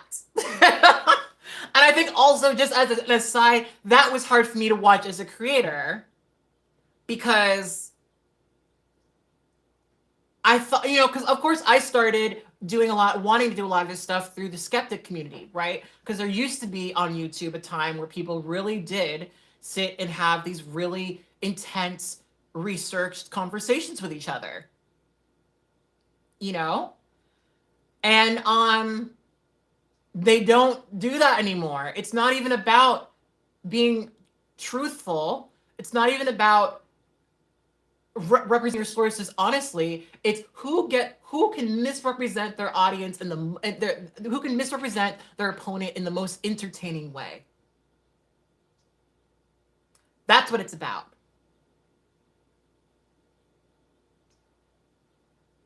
And it's crazy to me because I would sit here on my side and I would be trying my best to like not say stuff that is untrue. You know, like I don't want to post stuff that's not truthful. I don't want to be wrong about, and I have like made videos and then been corrected and like, oh shit, I fucking read the wrong source or something. Like that has happened, but I would spend a lot of time trying to make sure that the things that I'm saying are truthful. Right? And then you just have these people who would just fucking make shit up or would just make connections where they didn't exist. And suddenly they're treated as like the fucking, you know, the apex of all that's good and smart and intelligent in the world. And it's fucking frustrating. Like it's very, very, very frustrating, especially when these people get to represent logical thought. You know, these are the people who are telling the truth. These are the people who are, you know, really going there. And they're not. They're just being very entertaining in their mislead of it.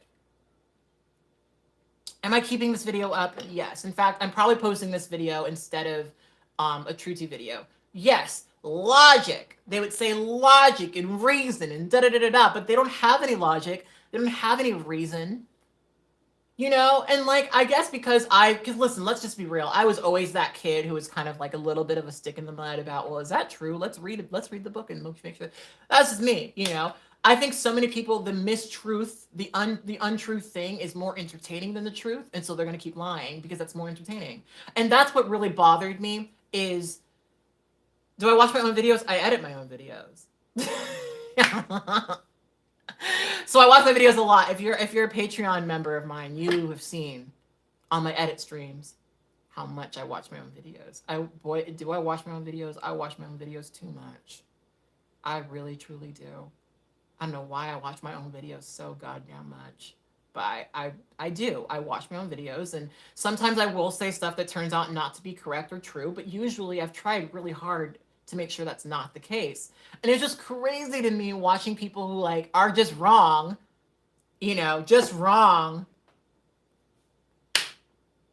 you know, but they post it, and then because they phrased it in a certain way, that's, you know what I mean? It's aggravating. It's aggravating because then to me, I think part of my reason for pushing myself away from the content too is like just realizing that people don't care what's true anymore. They don't care what's true. Of course, that was a big thing with, you know, the whole Trump administration in the beginning. It's like people just like don't care about the truth. Like they just don't care. They straight up don't care. You know, even stuff on the left, you know, even people on the left will sometimes post shit. And I'm like, you guys just don't care about what's true. You guys just don't care about what actually is true. It sounds good to you. It's entertaining enough to you. And that's what fucking matters. Because people are so obsessed with posting content that like it doesn't even matter. Hey, Brittany Simon. It doesn't even matter if it's fucking true or not. It sounds entertaining, you know, you've got a cute little, you know what I mean? And that's just annoying to me because like, I swear, like I spend so much, that's why so like for me, one of the frustrations I had was like, I spend so much time researching. And then like just to watch people like do no research at all, none. Or what they'll do, and this is what I think Blaire does a lot, is someone else will send them something and they'll be like, oh, this is a truth. And so I'm going to repost it or make a whole video about it. And they won't even go back and look. I think sometimes Blaire just repeats certain arguments that are made by people on her side. And she doesn't look back and look at them. Like the BDSM reaction I recently did was a great example of that. He never says he identifies as a dog. You know, but what did Ben Shapiro say? What did Paul Joseph Watson say? So many people before she made her video said that this person identified as a dog. She probably saw how well those videos did and decided to fucking make that, you know what I mean? Like, and it's just aggravating because here's the thing, like the way that I research often is I will walk into something, I guess with like maybe there's stuff that I want to believe. Like, so for example, when I did my video about Stonewall riots, right? There were definitely some ideas that I walked in wanting to be true, I guess, like thinking, oh, things went this way, And then I did the research and there were certain things that weren't true. Like one of the biggest ones being that language around trans identity in the 60s was not what it was today.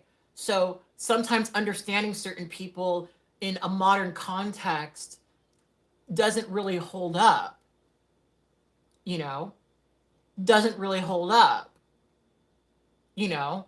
And so I had to take a step back and say, well, this is what this person said about themselves back when they were alive. This is how this person described themselves. And that's not really the way that you want in a modern context for them to be described, you know? And so I would do a lot of research, often having to change my own like assumptions of what I was researching. And I wouldn't just stick to my assumption because it's a nice narrative that I like, you know? And there were a lot of things in my process of researching Stonewall riots where I was like, oh shit, this actually happened, or da-da-da-da, you know? And that's just the kind of person that I am. And of course, if I didn't do as much research, I would get more videos out. I would have more people watching my stuff because I'd be able to post so much more quickly. But I would rather have one video that's really well researched than 20 that I did like light research on and repeated something from a source that I trusted but didn't check. Even when I'm reading something that was written with other sources, I will go and read the source to make sure that the source that I read was, you know, maybe this is just me being a Virgo, but just like I try really hard to like make sure that what I'm saying is true and correct, you know, which is why it was sort of annoying to me to be consistently misrepresented by people who don't do the research, you know, like people just don't care about truth.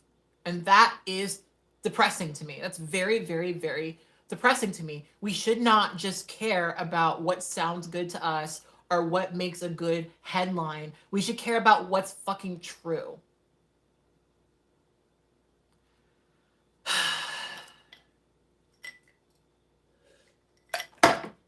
But yeah, that was what was really annoying to me. So it's like, at a certain point I felt like doing all this research, like I'm still gonna do it and shit, but like, do it, because I used to just do these very fact-based researched videos. Like fuck, like I did a couple of videos talking about whiteness. Did hella research on those videos. Did hella fucking research on those videos. Hella. But, what did most people get from those videos? Oh, she's saying whiteness. Oh my God. Like, oh, I hate that. I hate that. What they would prefer hearing is from a white man who says, oh no, what she's saying is untrue. Even though those videos were research-based. Oh, is it choppy? I'm sorry that this video is choppy. Research-based, sources, everything. Like, holy fucking shit. I'm just sitting here repeating history to you. And you're like, no, I don't like that. I don't like the way that sounds. I don't like the way that sounds. I'm sorry. No, I prefer, no.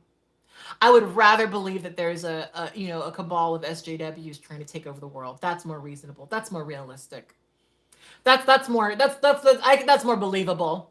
It's more believable. More believable.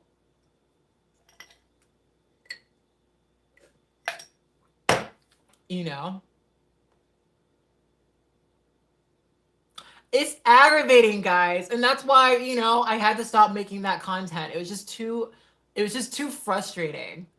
Too fucking like I did a video about this bill that was being I think one of my more popular videos is called Do Blue Lives Matter, and it's about the Blue Lives Matter movement and violence against police and this new hate crime bill that was being it was in Louisiana about charging people with hate crimes if they attack police officers, right? I did all this fucking research, all this fucking I showed fucking scales and sources and all this other shit, and like, but no, I don't like the way that sounds. I don't like the way that this top conversation sounds. I don't like it.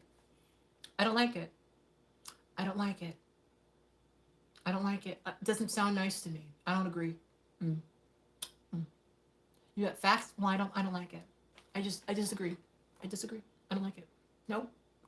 It's no. I can't hear you. I can't hear you. I can't hear you. Oh my God. I can't hear.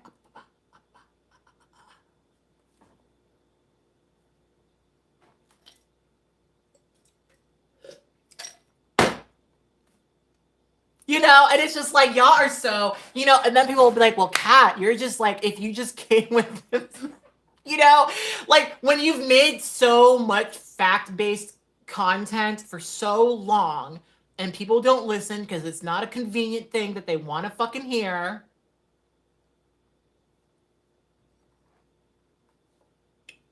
Y'all don't fucking care about truth, and that's okay, but just say that.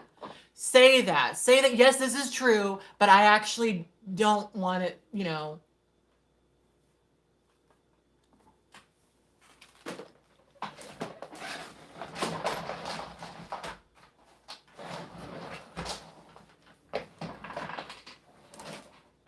I don't want to acknowledge it.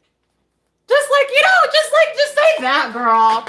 Just I wish I'll be honest and be like, yes, the facts say this, but it hurts my emotions. Because then here's the thing too that's relevant to this conversation.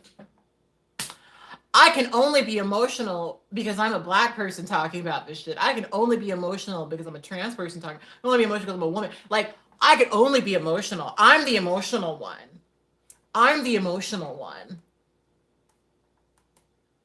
I'm the emotional one. But these people flat out denying facts because it doesn't match what they agree with. Oh no, they're not emotional. Oh no.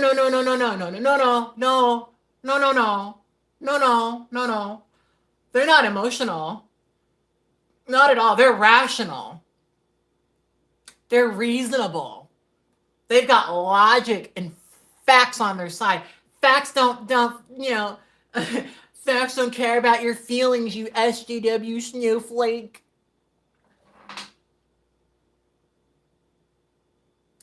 y'all, and this is what I was saying at the top of the video, I think it's hilarious. Hilarious that people always think I'm so easily offended. I'm so fucking easily offended.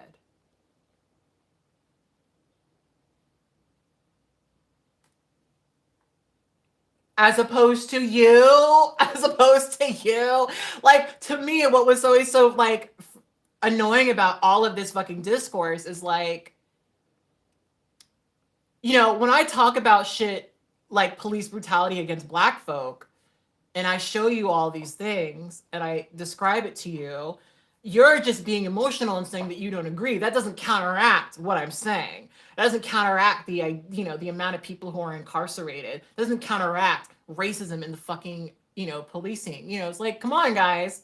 Like, you might not like it, but that's what is true. It might not feel nice to your ears, but that's what is true.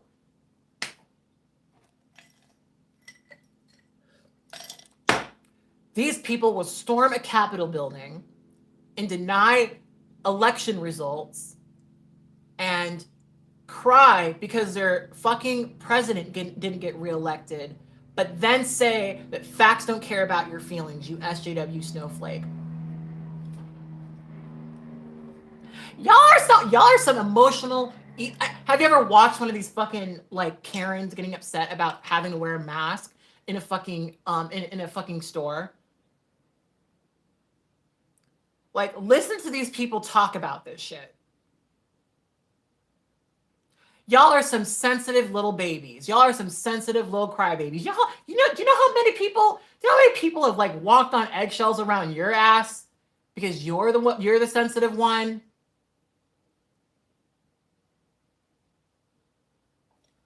You know, people in your family are probably just silently and swallowing the fact that you're so hard to be around because you're such a reactionary piece. Like,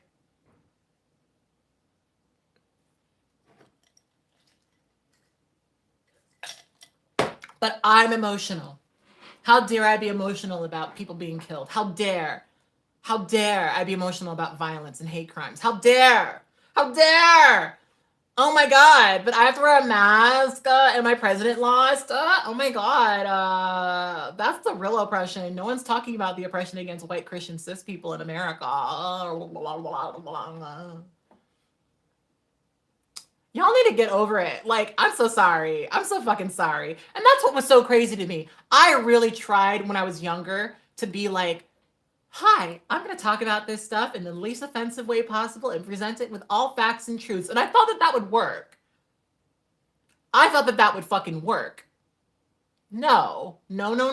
Because the reality is, and this is true for all these fucking people who spent all this time misrepresenting me, that y'all are fucking emotional and can't fucking handle it. One of the things that I'm having to accept is that I will always be digested as far more radical than I actually am because of who I am.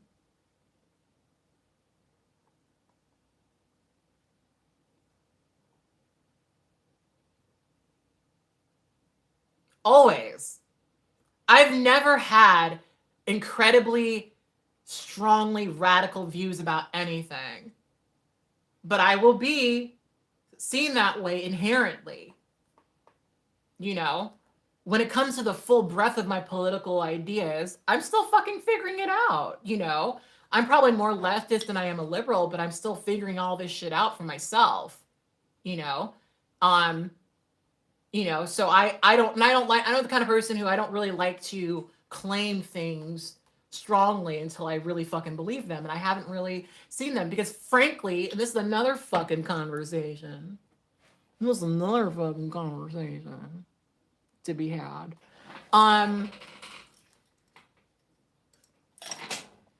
Frankly, half of the leftists I've seen are these middle-class white people who have never worked a day in their fucking lives. They've never been working class. They don't fucking know about any of this shit.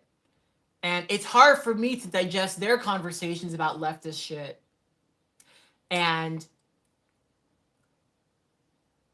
it's like, sir, you've never lived this life. You know? Like, this is all just kind of a performance for you. You've never lived this life. You're sitting there, you know, with your daddy's money, talking about, you know, let's uproot capitalism and da-da-da-da-da. And I'm not saying people can't do that, but I can't help but ignore that so many of the outward leftist people that I've met are not only are they that, but they look down on working class people. They look down on working class people. They look down on people who haven't read all their fucking theory.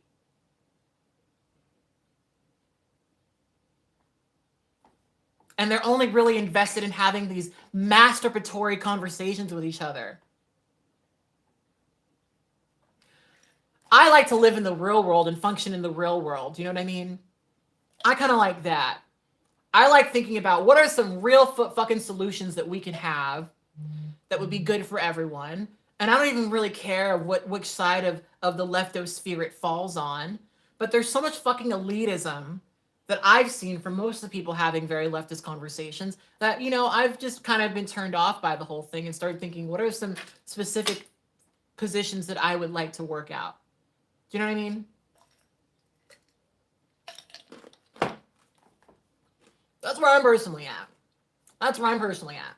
So, you know, and that's the thing too. It's like, I get so much shit, but like y'all are mostly supporting these people who have never, I mean, and let's be very clear, I am very privileged. I was raised upper middle class, so I'm not even acting like I'm not guilty of being in that a little bit. But like, you know, like, it's just interesting to me to watch how the conversations happen and how oftentimes the people that really probably need to hear the conversation, working class fucking people, are usually excluded from it. Or looked down at because they don't want to fucking do this. And then let's even go further with this. You've got these leftist creators on YouTube who are working class.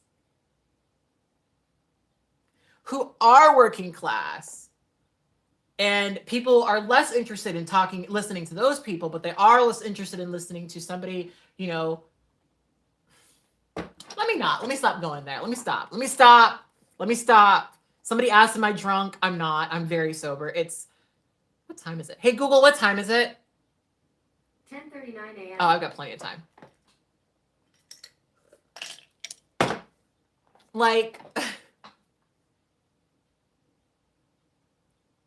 y'all are so fucking leftist, but you only support rich white people making content about leftist stuff. Okay, cool. That's cool. That's fine. That makes sense. Okay, you need it to be well produced and intense, you know? Like, okay, all right. There are people making that content. Do you support it?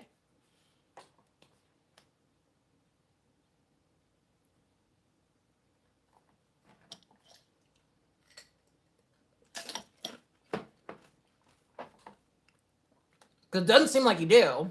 Doesn't seem like you do. So... But whatever.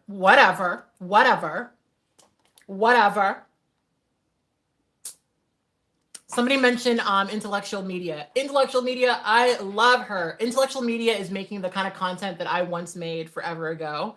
And I love her for it. And I think it's so much better than anything I've ever made. So y'all should go and support her fucking shit because she's amazing. And I fucking love her so fucking much. She has the patience and the soul that I no longer have for that particular kind of work. So please go and support her shit because she's amazing. And you know, I'm sure people like, well, you know, that's the thing that frustrates me. You know, I'm sure people would look at lectual media and like discount her for literally everything she is. She's a sex worker. She, you know, doesn't always have the nicest equipment to film her stuff, but her content is full of these really amazing ideas and expressions of leftist thought. But you know, it's not as entertaining as a super well produced ContraPoints video. Okay, cool. That's what you want. Let's stop pretending it's about the politics then. Let's stop pretending it's about the politics. Can we stop pretending it's about the politics for a second then? Because clearly it's not. If that's the way, if that's your reaction, it's clearly not about the politics then. And that's the thing too, is like, I don't even think I want that, those people of those audience, you know, like, I don't, like, to me, I don't understand how somebody could watch Contra and watch Natalie and Abigail and then have shit to say about me. That doesn't connect. Those terms, those things don't, those thoughts, those ideas, they don't connect in my opinion. They don't connect in my opinion. Because like, how would you support their shit but then think there's something that I'm doing that's fucked up, or that I'm just so this or so that? Because they support my fucking work. They support what I've been making on here.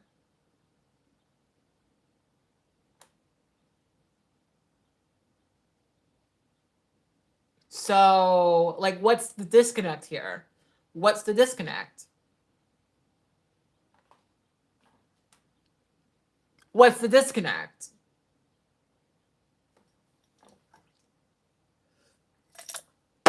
Anyway, if you're just joining this for a minute, and I'm probably going to end this soon, I had a video of mine removed, and it was a video that I'd actually been talking a lot about recently, because my video about why is LeftTube so white came back into everyone's feed, and I was getting all these fucking stupid comments about me not, you know, being like ContraPoints in Philosophy Tube, and it's like, girl, let me. It's not about that, you know? It's not about that, you know? It's not about that. It's really not about that, you know?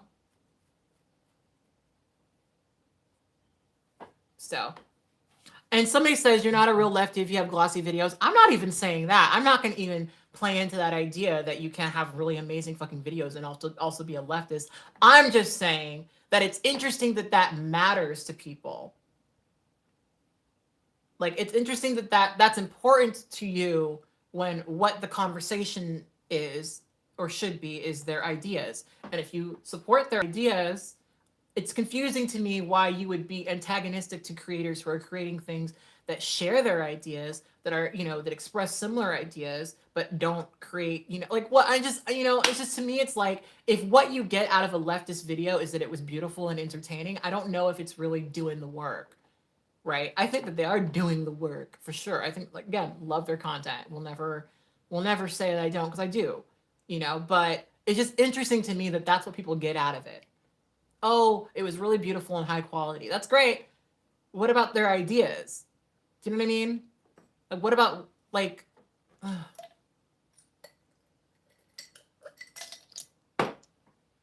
you know? And like I said, and I don't like, this is, and like, and I think part of it too, people didn't understand that I wasn't just bitching and moaning about my content. It was about the content of so many other people that I've seen who were making similar work, who got a bunch of bullshit back in the day. Because here's the thing, there are people that openly harassed me who are friendly with them.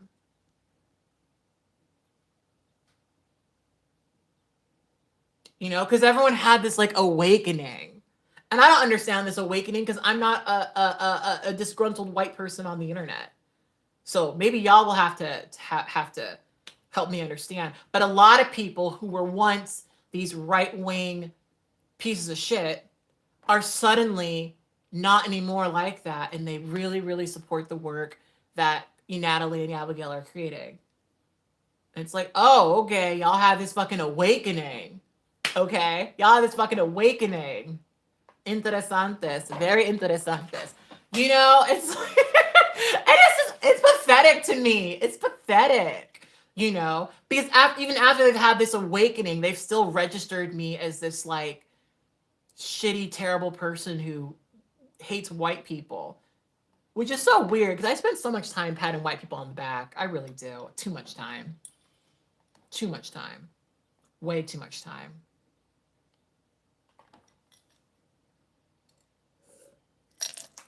So I was never like that, but y'all had an awakening, but you still think that I'm a piece of shit. And look, so the only real way that this affects me is it has affected me professionally, where I've met people at VidCon or something, and they're shocked that I'm such a decent person. That shit fucking sucks.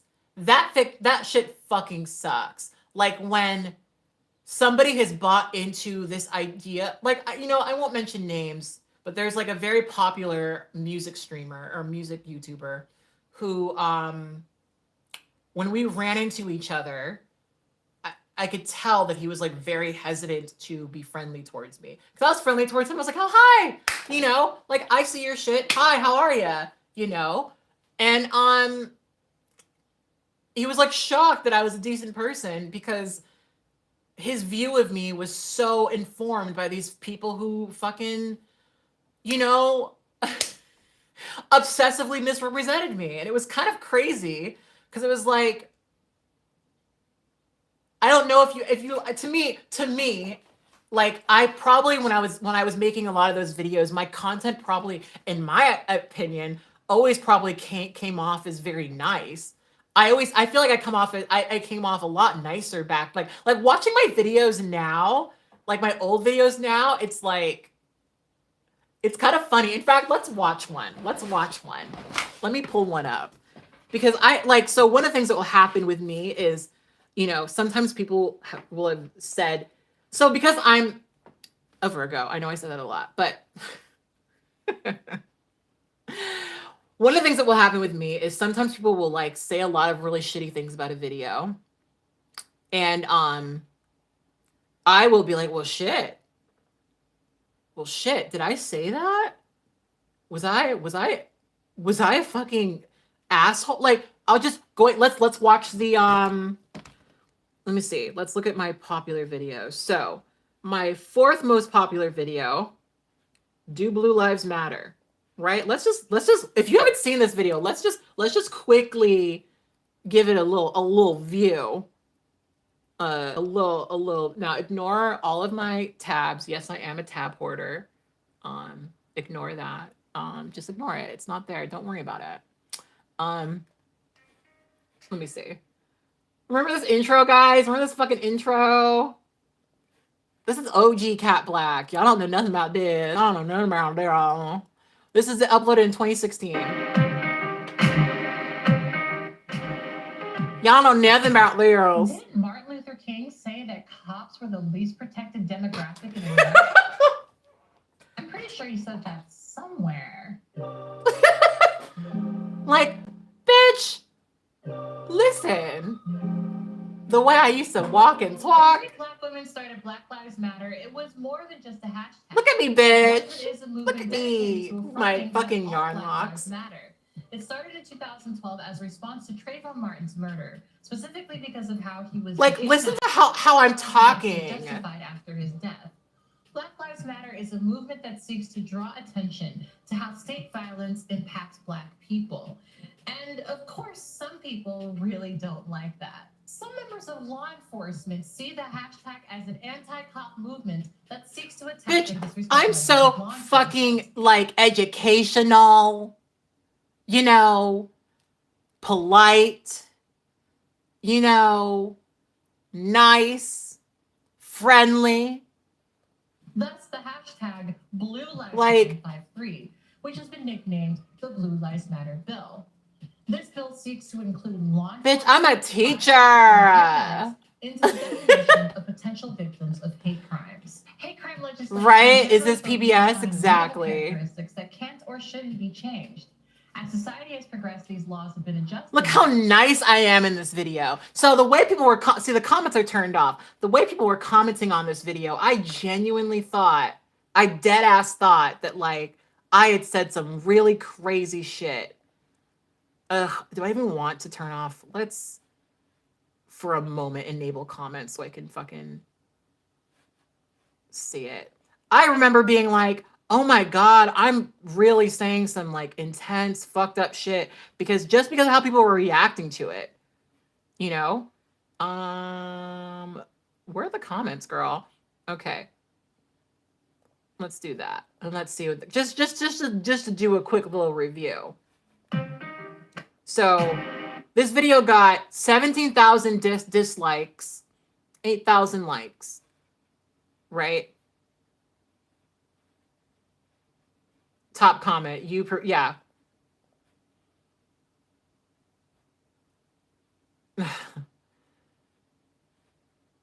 Oh, because some people came from this video. Interesting. But like, there were so many like really fucking terrible comments on this video. Like, oh, well, these are all the top comments. Let's look at some new ones.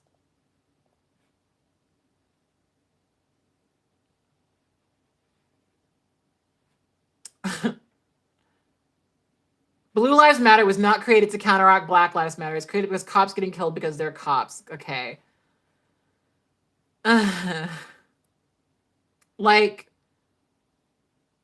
it's fucking, like, I got so many, I'm not seeing as many now, but there were a lot of really shitty comments on this video, because a lot of these comments are from my video a year ago, because this video was uploaded in 2016, so I'm sure I probably removed a lot of stuff too. But like, you're anything but objective, Kat. How about objectively addressing the fact that while the rate of Black business is a faction, what it does committed by Black people? Yeah, it's like, okay, and Black people are violent. That's the conclusion here. Like, I got so many just shitty fucking comments, and I was like a terrible racist, a terrible fucking anti-white racist, you know, because I made videos about Blue Lives Matter, and it's like, you know, and that was most of what I was getting. I wasn't mostly getting support and love. I was getting bullshit, you know, and it was very frustrating, very, very frustrating. Anyway, let me read some of the, I have not thanked anybody for super chats, and I've gotten a lot of them, so I'm so sorry. Oh, I can't see them now. Oh no, I'm really sorry. Oh, if you did a super chat, thank you for the super chat. I'm sorry that I did not get to it. I'm really sorry about that. Let's see, top. Where's top? I'm like just going through the comments. Where's some top comments? What about bottom comments?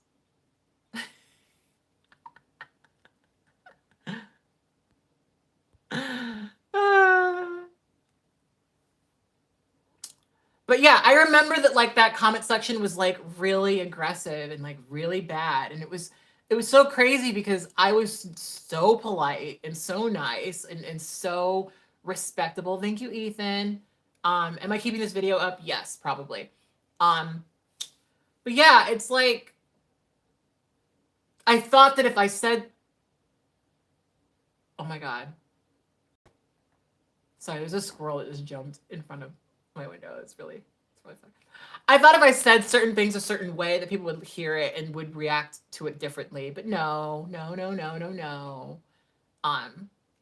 So yeah, that was just frustrating, and like, you know, this is one of the videos that I did lighter research. I mean, I did research on it, but it was not as much research. And you can see it's a scripted video that's like 7 minutes long. 7 minutes long, you know? Girl, how long have we been here? I probably need, oh girl, we've been here for 2 hours. That is a mess. That's a mess. No one should be on here for 2 hours. But I think I'm gonna end this here. Unless people have no, there's nothing else relevant I think to talk about. I've talked about all I wanted to say here.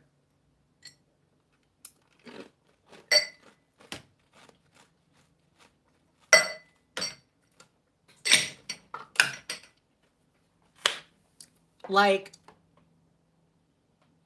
I say all this to say, I'm much happier creating what I'm creating right now. I'm much happier creating what I'm creating right now. One of the comments that I got recently that made me think a lot about this was someone left a comment that was like, Kat's only making stuff about her identity. She doesn't, like, in fact, let me see if I can find it. Let me see if I can find this comment actually. Because it was like an interesting one, because I was like, huh, I don't think that's true at all. Because if you're a Patreon member of mine, you know, you've seen me go through various frustrations with creating content, and I feel like I'm creating content that I really, really like, and that is really fun, and you know, is a representation of me in a way that, like, my content hasn't been in the past. Okay, it says, okay, this might be weird, but I feel like Kat's content is becoming really lazy nowadays. I just feel like she can do better and come up with more original content. Also, videos that aren't based on her identity, but more on her interests. And this was a comment left on my Twilight review. You know, like I made it, this is a video about like, this is like my Twilight review. And my thing is this, if you've outgrown my content, that is fine. If the content that I'm making right now does not appeal to you, that is fine. To me, I don't have a problem with people being like, you know what, this content doesn't appeal to me. That's fine. I make my content accessible to everybody. Well, it could be more accessible. I really do need to work on my captions. But I want for people to be able to see my content. I want for people to be able to access my content, but I really don't make content for everyone. It's not going to be, not everyone's going to like it. You're not all going to like it, and that's okay. That's okay. I don't identify as Twilight. I don't identify as Twilight. To me, I was making a fun video. Like, you know what I mean? Like, I was making a fun little video about Twilight, and I've been making a lot of those fun fucking videos. Like, that's what's so funny to me, is I've been doing these reviews and these reactions. I've been doing a lot of like non-trans or, Black, specific content. And it's crazy because it's like, well, that's, the content just made me think and laugh a bit. Cause I'm just like, I don't, like, you're watching a Twilight review right now. How am I making lazy content about things that I don't like, only my identity? I try really hard not to make content just about my identity, actually. And it's just like, girl, maybe you just don't like it, and that's fine. That's totally fine. But, I'm not sitting over here making, Yeah. Anyway, I think I've said all I want to say. And,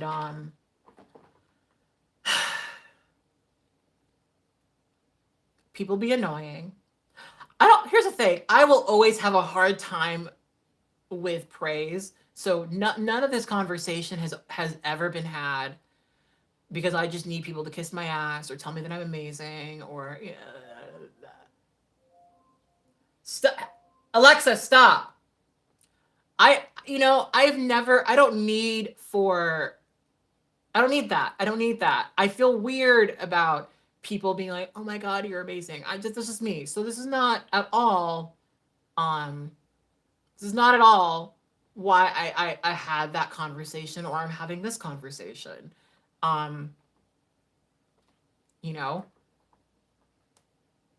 First of all, I was having this conversation because I needed to fucking vent about it because I feel real good. I feel like I just had a douche, like I feel like I just wasted out all of the bad stuff in my like I feel like, oof, okay. I've cleared out.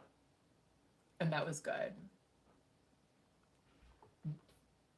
Because this is some real fucking annoying shit. And this shit just keeps happening over and over and over again. And this conversation just keeps happening over and over and over again. And it's like, girl, listen, y'all, I promise you I'm not sitting over here giving a fuck about to me, I'm doing really well. In my opinion, I'm doing really, really well. Like, I think the only time I feel like something doesn't do well is if it gets under 10,000 views. If I get 10,000 views on something, I'm like, okay, success.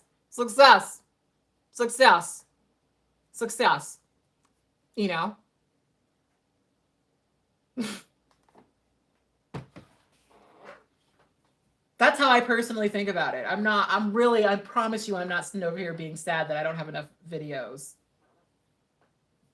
Someone says that video that got privated is great. So I will be re-uploading the video that got removed. Actually, let me check if I even have it still. I wonder if I have the original, because I edited that video so long ago. I'm very curious if I even have the footage and the... Is that even connected? Ugh, I don't even know if that shit's connected. Let me just look it up. Why nationalism? Let's see if it's anything's in my documents. Yeah. I'm going to, either way, I'm going to pull it off of YouTube and re-edit it. Well, because the thing is, too, is I have a more complete narrative now because YouTube has taken certain steps to, you know, like some of the stuff I talk about in that video is not relevant anymore. So if I do re-upload it, I want to re-upload it with like new information, modernized information. Which video was removed? My video about the rebranding of white nationalism. People keep mentioning a poster video. I thought about doing that video when I reach 4K. I've thought about saying that. Y'all, between you and I have a lot of shit that I've been meaning to do. Girl, I recorded a song cover like a while ago for a song that used to be really popular back when it came out. And I think it's still gonna be fun. I want to post it, but I want to make like a cool video for it. That's the big problem. But like that's one of those things on the back burner. But I want to post it like real random, like, you know. I want people to be like, oh, we weren't expecting this. Also, she's kind of good at that.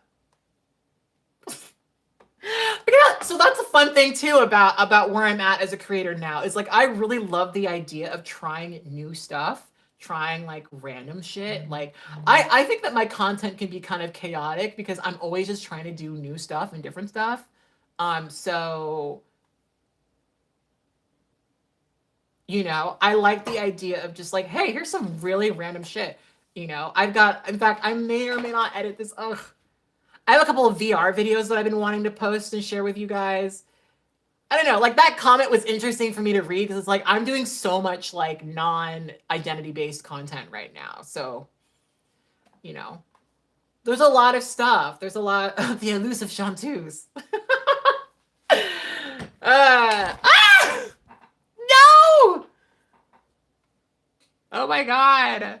Sorry. My phone fell. I look like I smell good. I'd like to think I smell good. Right now, I probably smell like castor oil.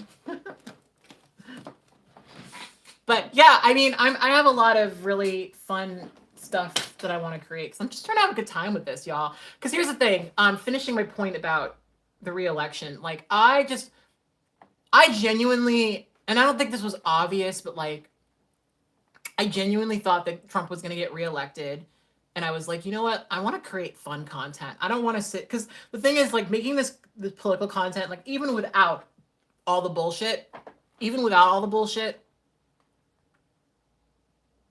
I would have felt like Trump was going to get reelected, and making political content right now is a little bit too stressful for me. So I was not going to do that. And so I wanted to make fun stuff. So that's like what's been on my mind a lot is like, what can I make that's fun for me and also fun for my audience? Like, y'all already know what's going on. We all know that we're all living in a pan dulce.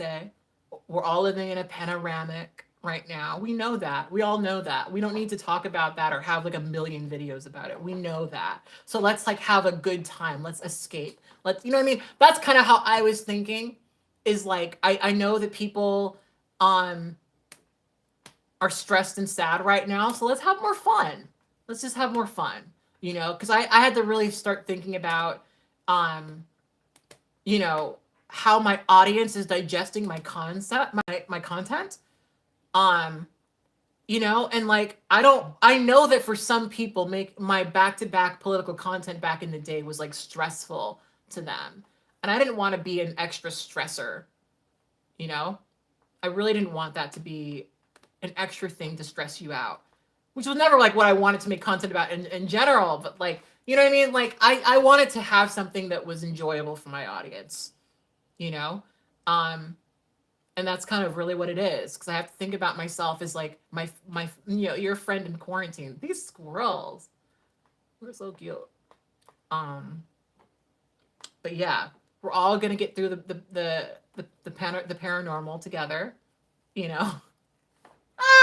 But look at this though. Look at this.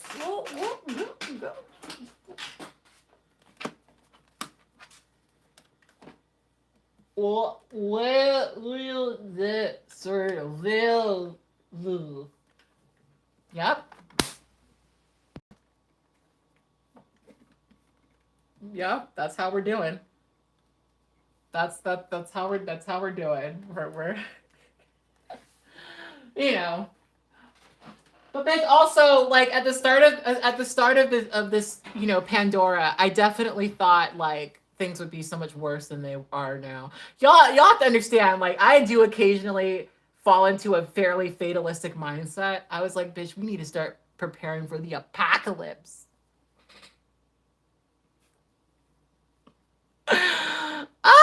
So I mean, it's funny thinking back now because like I don't feel that way at all anymore, but like I really felt like, you know, this pandemonium was gonna really get us all like and I didn't want to like, you know, be a upsetting, frustrating thing, you know, in you know, in the in the pansexual. I didn't want to be that, you know? So yeah, I'm really happy with what I'm creating right now, and I will always try to do better. I will always try to do more. I'm really, really, really, really excited about this project that I'm working on right now. The fact that I have this book is very upsetting. I had to buy it because I was like, I can't read. I need to like look at the book to fully embrace the bullshit.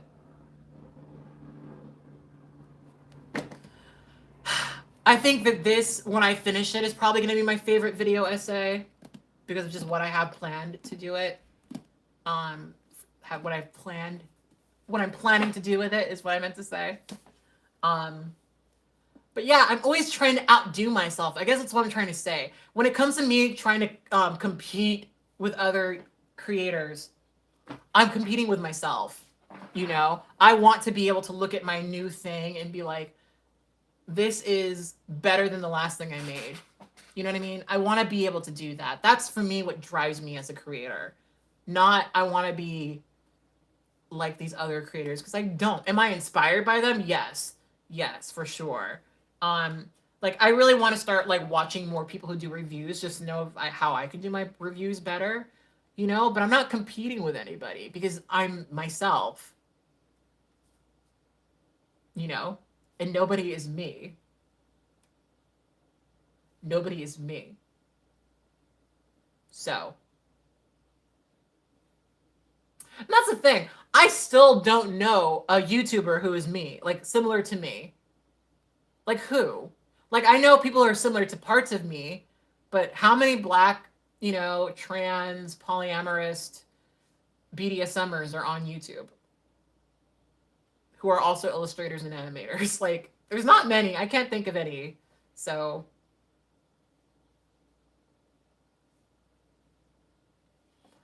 you know, and if there are others, please let me know, girl, because I want to watch and subscribe. But I don't know very many people like me, you know. And you know, one of the things I've always said, here's the thing that's so, you know, this to wrap it all up, one of the things I've always said about being a YouTuber is I would love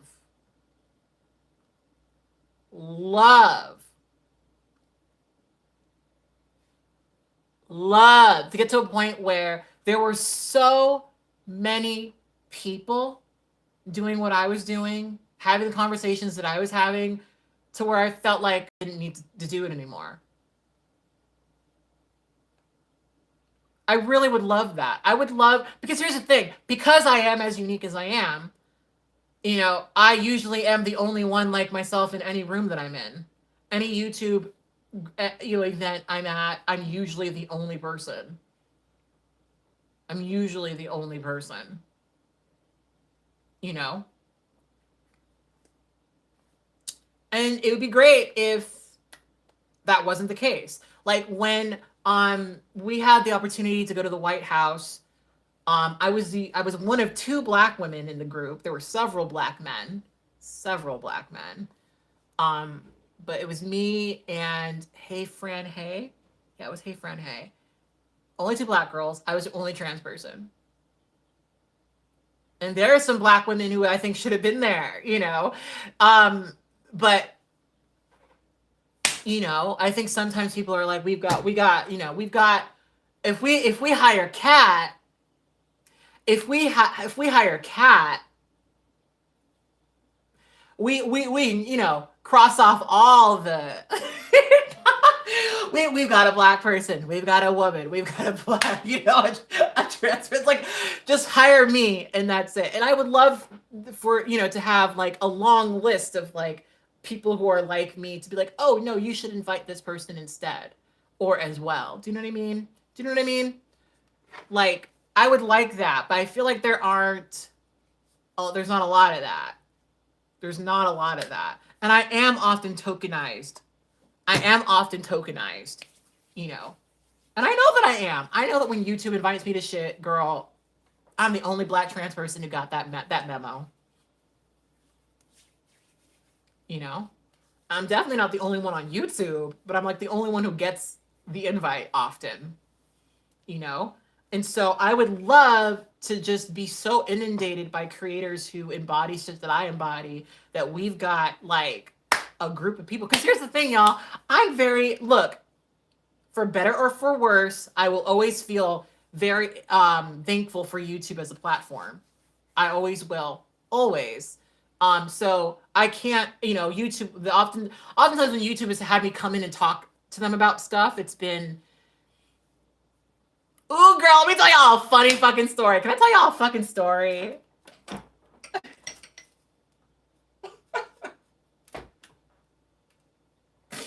So one time YouTube had me,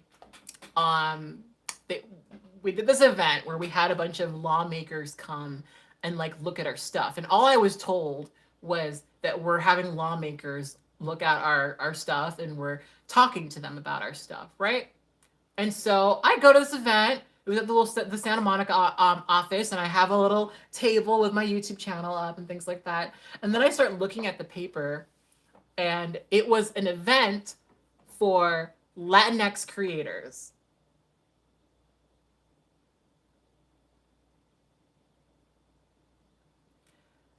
Now, I've had Latinx in me a few times, but as far as I know, am not Latinx. But I was the only overtly political creator there.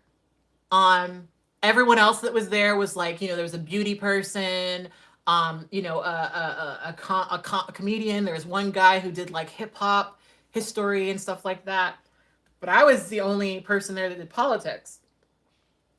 And of course, when I was talking to all these lawmakers who were all Hispanic, or Latinx rather,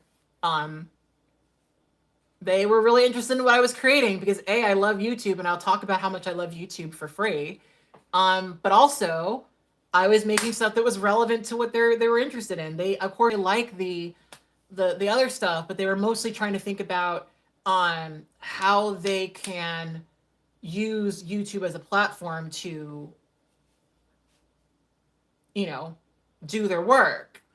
And so that was like a really obvious example of like times where YouTube has kind of like tokenized me in like a really inappropriate way, because I'm not Latinx, y'all. I'm not. I'm really not. As far as I know, I am adopted, so it's not impossible. But as far as I know, that's not me. That's not me. So yeah, there's been a couple of times, like when I did my red carpet review, red carpet thing with Susan, they had this plaque that had like my subscriber count on there, and they said that I had like 1 million subscribers. Like, girl, I've never had 1 million subscribers in my life. How did YouTube get this wrong? You know, like,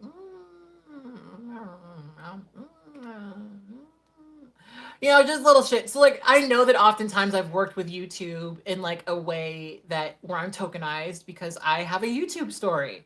I've got a YouTube story. You know, if you look at the thing that they sponsored, that they helped me produce, it is a YouTube story. And it's all true. It's all true. I believe in all of it, but like I'm just a good person who embodies a lot of intersections, who has often been used by YouTube to sell YouTube to people.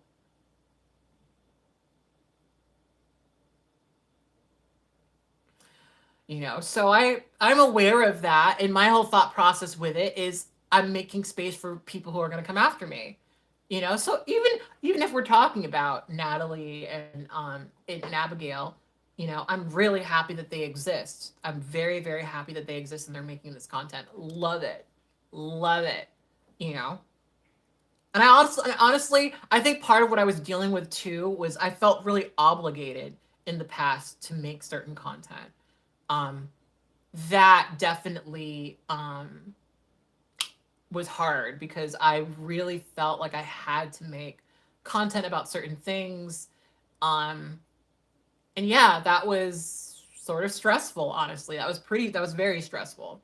So I'm happy that I don't feel that pressure anymore because I feel like there's going to be somebody else who makes a video who does, like, perfect example of this is people have been really trying to get me to make an Army Hammer video. And I filmed that video 3 times now. I filmed it and footage was all corrupted. Well, I filmed it twice and the footage from both of those was corrupted. And so I couldn't edit it. And then I recently, like last weekend, sat down and reshot it.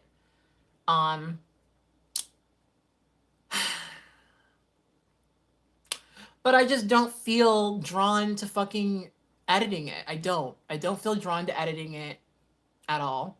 And guess who made a fucking video about it? Evie Lupine. So you can go and watch Evie Lupine's video and probably get a decent, I haven't seen it yet, but you can probably get a good idea of what I would say, you know? Like, and I kind of feel okay with Evie Lupine's video being that, you know, the thing that, I'm okay with that being the word on it because I trust her and her voice, you know? So I don't feel the same pressure I once did to sort of talk about this shit because no one was talking about it. So I love the fact that there are other creators talking about it. I think that's a good thing. You know, so yeah. There was another thing I wanted to talk about, just lightly and quickly, because in fact, let me find it. Let me not misquote people. There's one more comment I want to talk about, and then I'm going to leave. And thank you for complimenting my posters. Some of them were sent to me by people who responded on my wish list. So thank you to those people.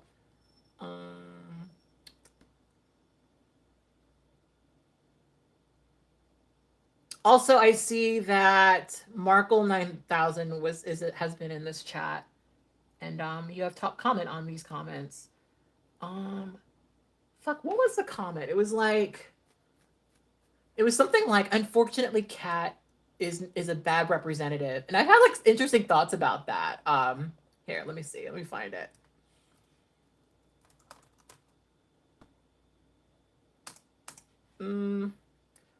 What did they say?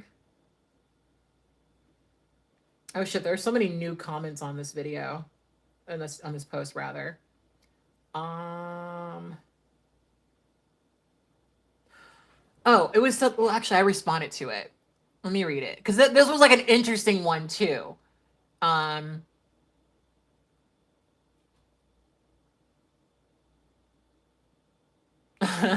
Someone said, "Cat, become a radio already. Lefties are so racist." I'm like, fuck you. I think I just said shut up as a response to that. I was like, I'm not gonna go on the right because the left sucks. Sometimes. So I'm trying to find this comment. It's like really far down, I think. Oh, okay. So here's the comment. It says, "Kat's just not great optically. And that's not all her fault. She's a Black trans woman who is stereotypically woke. She talks about feminism, racism, and kinks. Not a great look for the left that is trying to move away from wokeness and the stereotype that goes with it. Also, I wish she would push socialism more. She never talks about economics."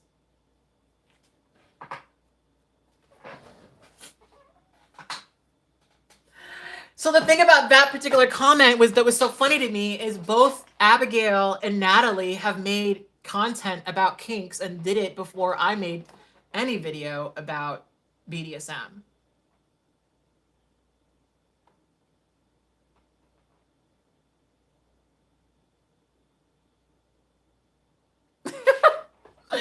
You know, like Natalie has an old video about BDSM that she made forever ago, and she made that video before I made my BDSM videos. You know, the thing is, the not a great look for the left comment is so interesting because it's like, yeah, no, that's why you guys, you know, push up these other people because they're still to some degree playing into this idea of needing to look good optically. I don't give a fuck. At this point, I don't give a fuck. I tried to give a fuck. I mean, y'all saw what I was wearing in that old video. Y'all saw what I looked like. Had my little glasses on. I was very like,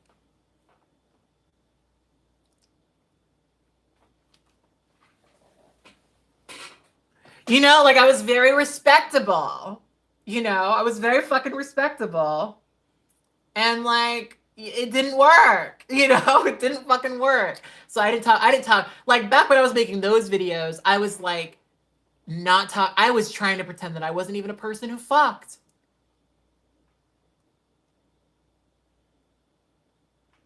Like, I didn't even want to talk about me having sex or being a sexual person. You know? So this idea, it's like, oh, you know, you're not great optically. It's like, girl, who cares? Honestly, who cares? Like, I would much rather be fully myself in the way that, because here's the thing too, I've never until recent times been this comfortable on this. Like, girl, years ago, bitch, I would never, when I made that video about Blue Lives Matter, I would never come on here with no makeup on, with my hair unstyled, you know, speaking frankly and cursing. Because I really gave a fuck about like what people thought of me. I really gave a fuck. I really did. I really, you know, I would never do that. I would never do that. You know? Because I cared about optics. I don't give a fuck now. Because here's the thing. What happened actually back then with all that content is at a certain point, I started accepting that people were going to misrepresent me regardless of what I did. So I started kind of playing into it a bit. That's something also I wanted to talk about. I started playing into it a lot.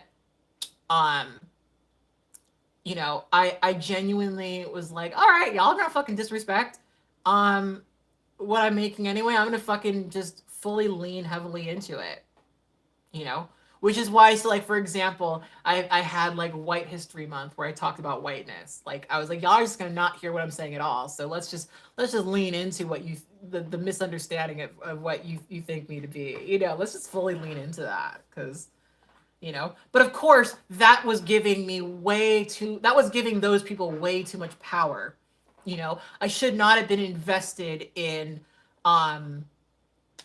what those people thought, you know? You know what I mean? Like, that was just, that was not that was still like, I was acting like I was above it and I wasn't giving these people energy, but I was by deliberately playing into their particular misread of me. That was me giving them more power and influence than they thought. Also, another thing that really changed my perspective was meeting half of these, like, oh fuck, we'll just talk. We'll talk real bluntly now, since we've already been here for fucking almost 3 hours. Let's talk about it. So when what is his name? Sargon of Akkad. That's his name. Why did I forget his? See, this is how little these people have been in my life, is I literally almost forgot his name. When Sargon of Akkad and his fucking cronies came to VidCon, that was also a turning point for me, because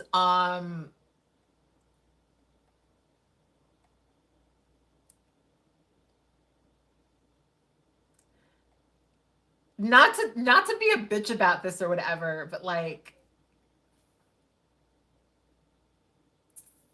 not that I was ever intimidated by them, because I really wasn't, but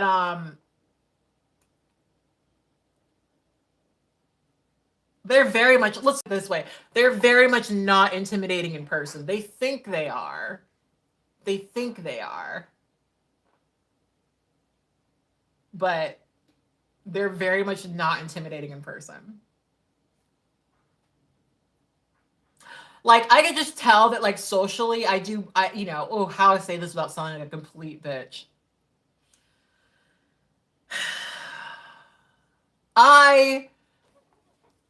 Life has been easier for me. Let's put it this way. People,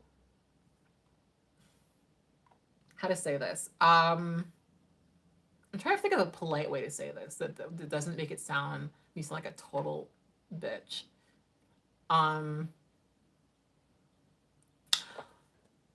Let's put it this way. If we went to high school, okay, if we were still in high school, okay,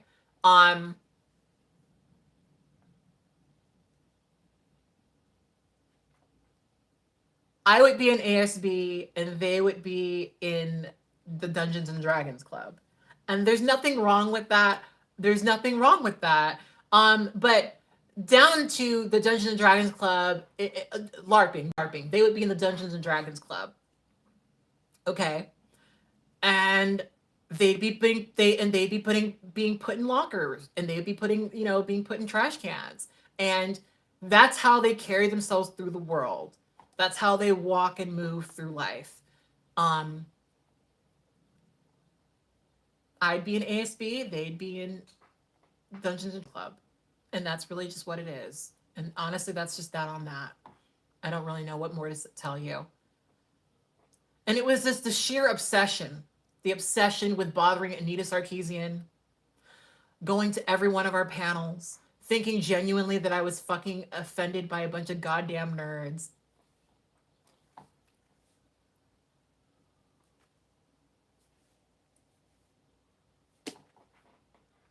It's just funny. It just became funny to me after that. You know, it just became very, very funny to me after that. You know, and I was just like, okay, that's what this is. That's what this is. That's what this is. You know, and after that, it's like, you know, because part of the problem. So another thing too, girl, I'm really just saying it. A lot of my friends at the time were like very wrapped up with them being there, and I understood why.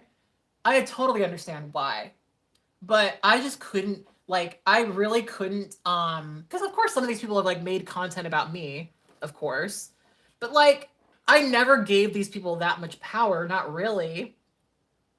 I wasn't afraid of them because I knew that they were too chicken shit to probably even talk to me. That's the gag of it all, is, you know, because VidCon is very social. VidCon is very social. It's very like everyone's hanging out. They're constantly giving us drinks and things. Like, I know they wouldn't survive. Let's put it this way. I know that I would do better in a room full of people than they would. 100%. 100%. Without a doubt. And sometimes when I know that about people, it's like, I mean, I was never intimidated by them, but they become so much less intimidating. But just knowing, in fact, not only intimidating, I start to feel a bit sorry for them, because it's just like, oh, okay, well, they've probably always had a hard time moving through the world, you know, and like, that fucking sucks. And like, it's kind of mean for me to make fun of them for that. That's not fair. That's not that wouldn't be a good representation of the student body, you know. It's just not that I didn't understand why people were stressed out about them. I did. I got it. But like, they were controlling too much, and they were impacting too much.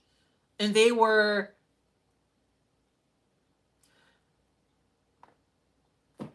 a bunch of fucking nerds. And it's just like, I'm not going to let these nerds ruin my good time. I'm not going to, you know, like, I'm not going to let them dominate the conversation. I'm not going to let them, you know, do you know what I mean? I'm not going to do that. I'm not going to do that. And also, I'm not intimidated by any of these people. Any of these people. You know?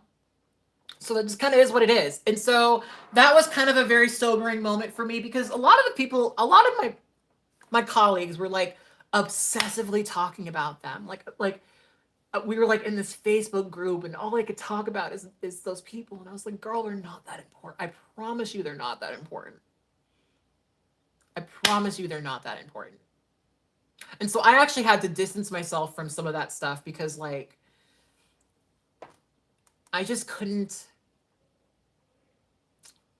It was affecting me too much. I was like, y'all are talking about this so much that I'm getting stressed out. I need to walk away for a bit. I need to walk away for a bit. You know? So yeah, like I get that people fucking suck. But I don't know. I feel actually so much that shifted me too, like where I just totally like stopped even acknowledging that those people existed. That was actually a really good realization for me to reach. Oh, thank you, Strawberry Loli. Thank you so much. I want to go to Tokyo so bad. Like, I just want, like, it was just, you know, I've never really paid that much attention to the YouTube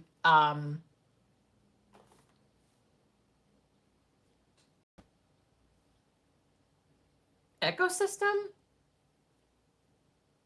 Is that the word? I guess. I don't really pay that much attention to other YouTubers, to be honest. Like, somebody left a comment that was like, I haven't heard about this bitch and since so-and-so ripped her a new asshole. And I was like, do I have another asshole? Because sometimes it gets ripped, but like usually that's a good time. But apparently there are people like on here just dragging me and da-da-da-da-da, and they rip me a new asshole and blah, blah, blah, blah, blah, blah. But like, girl, I don't know or care. You know, I don't know or care. So maybe they ripped me a new asshole, but I didn't even notice. As far as I know, I'm still tight and functional. So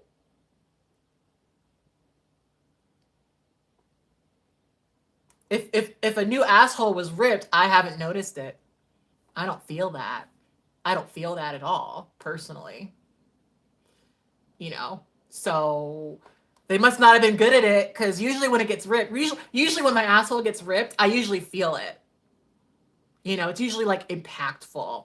And I would feel it throughout the day. You know, like when I'm working out, I would feel it. But I literally don't. It didn't even register. In fact, it was so small that I didn't even know it was there. Did you fuck me? I didn't. When was that? I don't remember that. It was not I didn't notice. So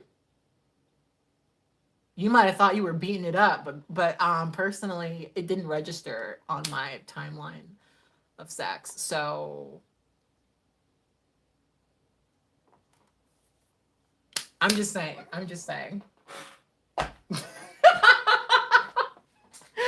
So I don't know, like, I'm sure in some corner of the internet, somebody is dragging me and doing it really, really well, but who cares? That's another thing. Apparently what happened with this video that got taken down, well, one theory is somebody reposted it on Reddit, and apparently the white people over on Reddit cannot handle it. They can't handle it. They can't. Let me stop. They can't handle it. They can't handle it. Like, and I don't know what, like, I don't know. Like, what did I say? You know, what did I do? You know, I just talked about white nationalism or whatever. Like, what? Like, okay. So apparently they posted on Reddit, and maybe people flagged or something. The reason it got removed was, I guess valid. I guess they removed it because I had news footage of the Christchurch shooting, but like,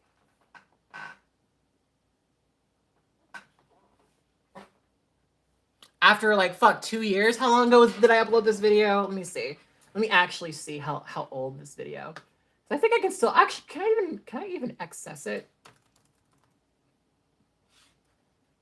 Okay, I uploaded it in April 2019. I got.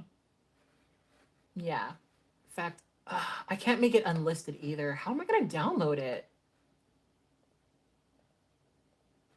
Can I even make it unlisted so I can... Oh, wow. I can't even... Holy shit. Yeah. I can't... How am I going to download it?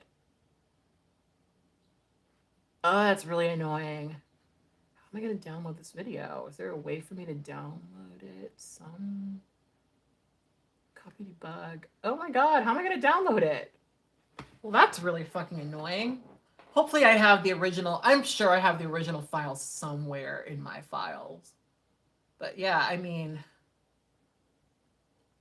I'm going to re-upload it. Oh, you're right. It is still on Facebook. Thank you so much for telling me that, Digital Hell. Also, thank you for being a mod right now. What video was it? It is my rebranding. It's PewDiePie and the rebranding of white nationalism. There's definitely a way for me to do it without the, you know, I wish that they let me cut it out instead of just deleting it. But whatever, we'll re-upload it. It's a little dated now because it's a 2-year-old video. But yeah, I'll look at it. It's probably for the best, honestly, because there's things I want to correct in that video. But yeah, it was a really good video, and it had a lot of information in it, and it was lots of fucking research, and, you know, it's only 38 minutes long. It's only 38 minutes long. You know? Redditors are babies, you know, but apparently it was shared on the BreadTube Reddit page.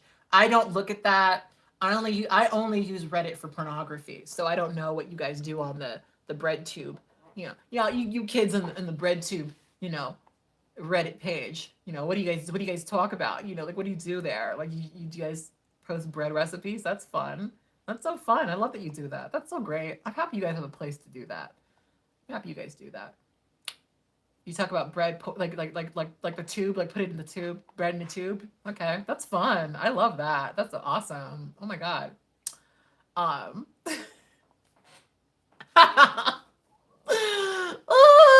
Like, yeah, no, it apparently got reposted there. And I don't know, like, apparently people were talking shit about it. I'm not gonna check. First of all, I don't want to fuck up my Reddit algorithm. Because boy, do I not want BreadTube recommendations. I don't want that shit popping up in my notifications at all, whatsoever. Don't want it. Ooh, wait 1 second. What does it say?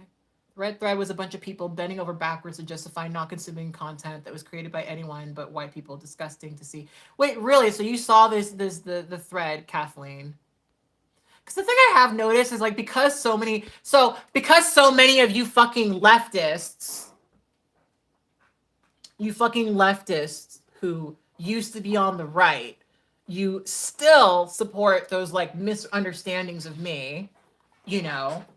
You like cannot justify watching anything I make because you still believe those racist misframings of me. You know? Like, I've noticed that, and it's crazy. It's like, so, okay, so you're a leftist, but you're still just as racist as you used to be. Interesantes. Muy interesantes. Oh, so interesting.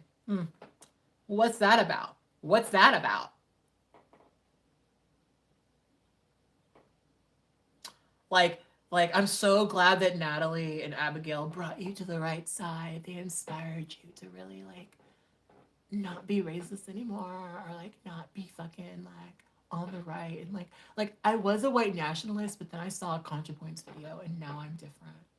But also, I still don't want to listen to black people. Like, girl, how does it add up, girl? Like, how does it add up? I don't understand. I really don't get it. Y'all are so confusing. Y'all are so fucking confusing. You know, it's whatever, though. You have to live with it. You have to live with it. You know, I'm good over here. We're good over here. We're good over here, Playboy. Because that's just so funny to me. I think that was another thing that I had a frustration with, is like, there's so much focus on, you know, deprogramming these fucking racists. And I'm like, okay, in my experience with those people who have been deprogrammed is that they're just as racist as they used to be. They're just as racist as they used to be. Maybe they just care about weed now or something, you know? I don't know. Like, I can't be invested in these people, like, coming away from the alt-right, because so many of them are still just as shitty to Black people. You know? That's another thing. So, so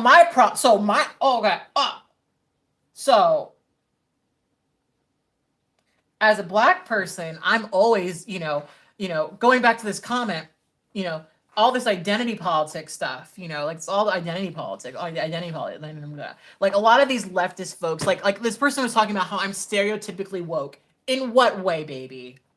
In what way? In what way am I stereotypical? Because I'm a feminist who gives a fuck about shit. That to me, like my positions on shit, in my opinion, in my personal opinion, are not shocking. Like, none of it's radical. Racism fucking sucks. Women deserve rights. I've often had a really hard time, like, digesting the reaction to my shit, because in my opinion, I'm just saying really basic stuff. Really fucking basic stuff. You know, nothing crazy, nothing out there. You just real fucking basic shit, but I'm a radical. I like Kat, but sometimes she goes too far. Sometimes she goes too far. When she says that white people benefit from white supremacy, she's going too far. She's going too far.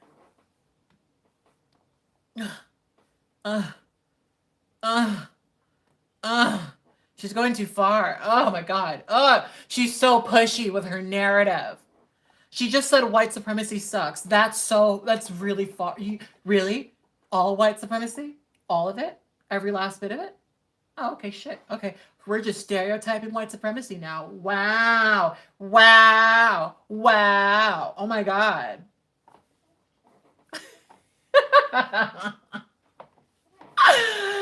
Girl, like, it's not about me. It's not about me, girl. It's really not about me. I'm definitely not stereotypically woke. I've always been problematic. I don't know where you've been.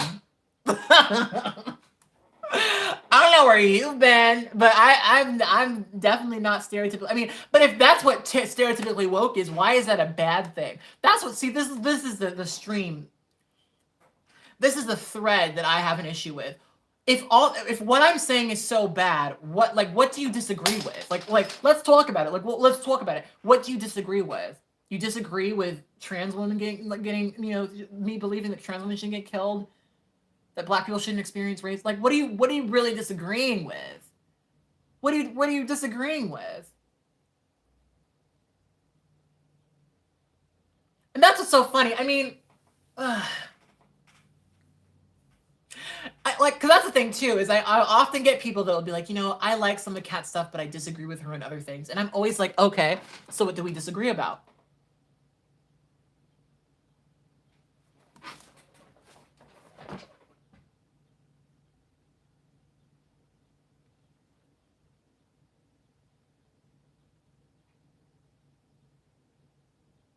What do we disagree about? What do we disagree about?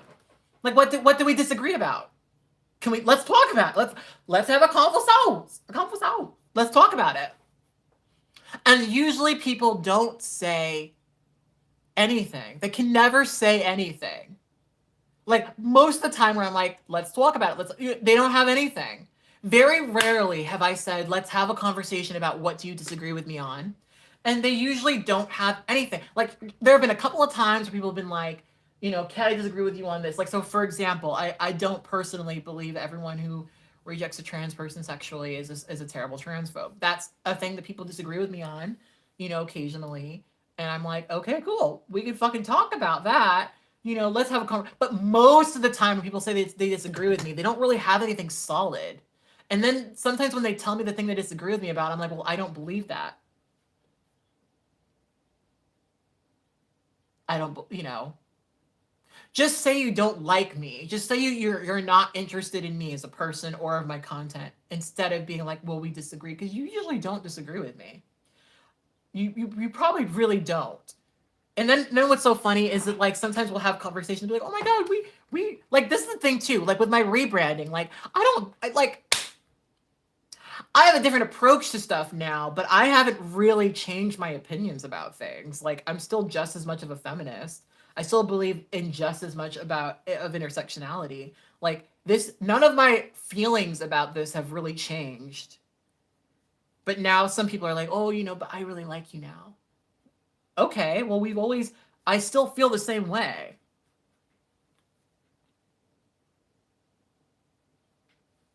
Someone gave me a super chat and I saw it. Thank you, Katrina.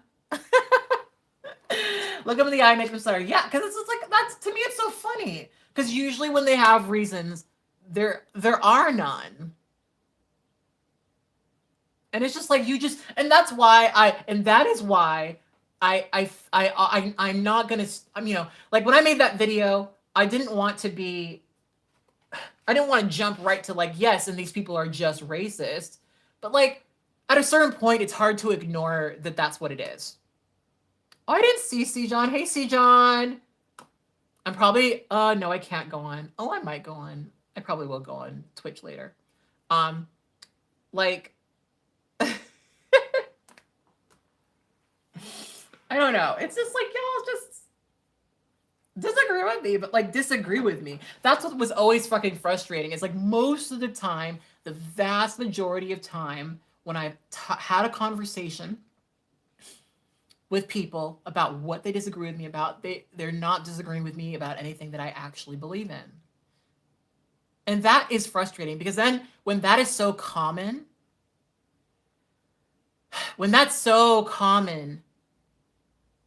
you just stop, you know, it's harder for you to want to listen to disagreement. It becomes impossible for you to want to listen to, you know, like at a certain point, the misunderstandings are so common that you're just like, all right, well.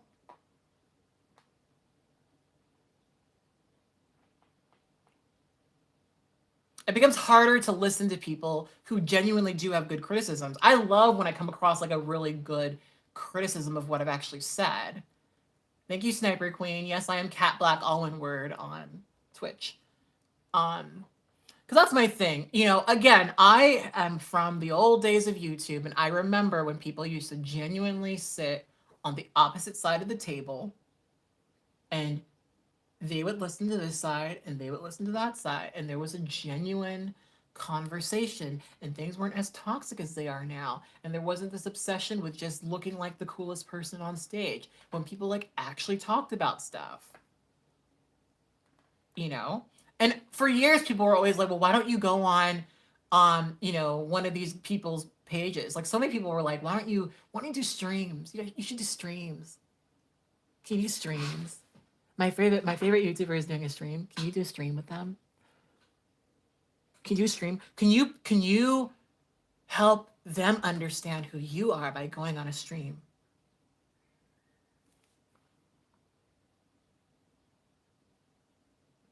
Can you go on a stream with them? Can you do a stream? You should do a stream. Do a stream with them. Oh my God. You should do a debate. Do a debate. Do a debate. Can you debate with them? Why don't you debate them? And it's like, if I understood from what I saw that these people actually dealt with, like, you know what I mean? If I saw that these people cared about hearing arguments and weren't just listening to the point where they could say something, I would probably be more open to it. But the fact that they usually don't, that's like, okay, there's no reason. These are not people to have a debate or a conversation. I would rather have a conversation than a debate, always, you know. But it's never seemed productive. It's never seemed productive, ever. And I've yet to really feel like it is. I get why it can, I understand that if I go on somebody's platform and I'm like,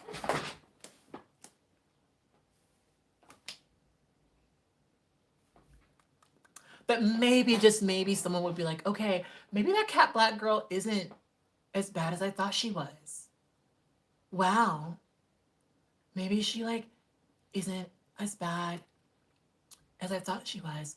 I thought she was a crazy SJW bitch.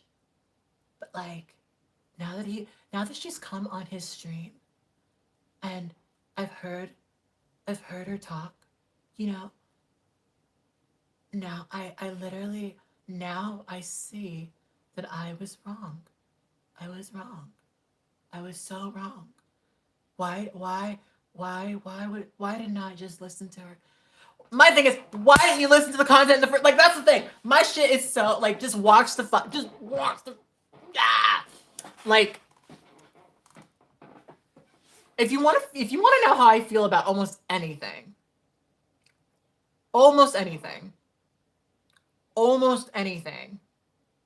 just watch just watch the video about it and watch it fully and fully understand what's being said, and don't pick little stupid clips in the beginning where I said something before qualifying it.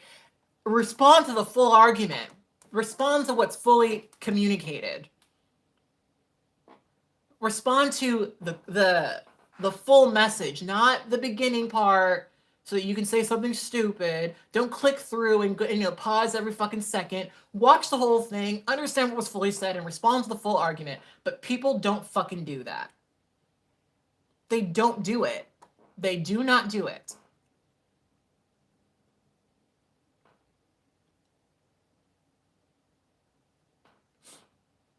And yes, I am a social justice mage and not a social justice warrior. Like, I don't know, y'all. It's just, ugh, bleh, bleh, bleh, bleh. It all just, I mean, I have no interest in it now, but I definitely didn't have interest in it back then. You know?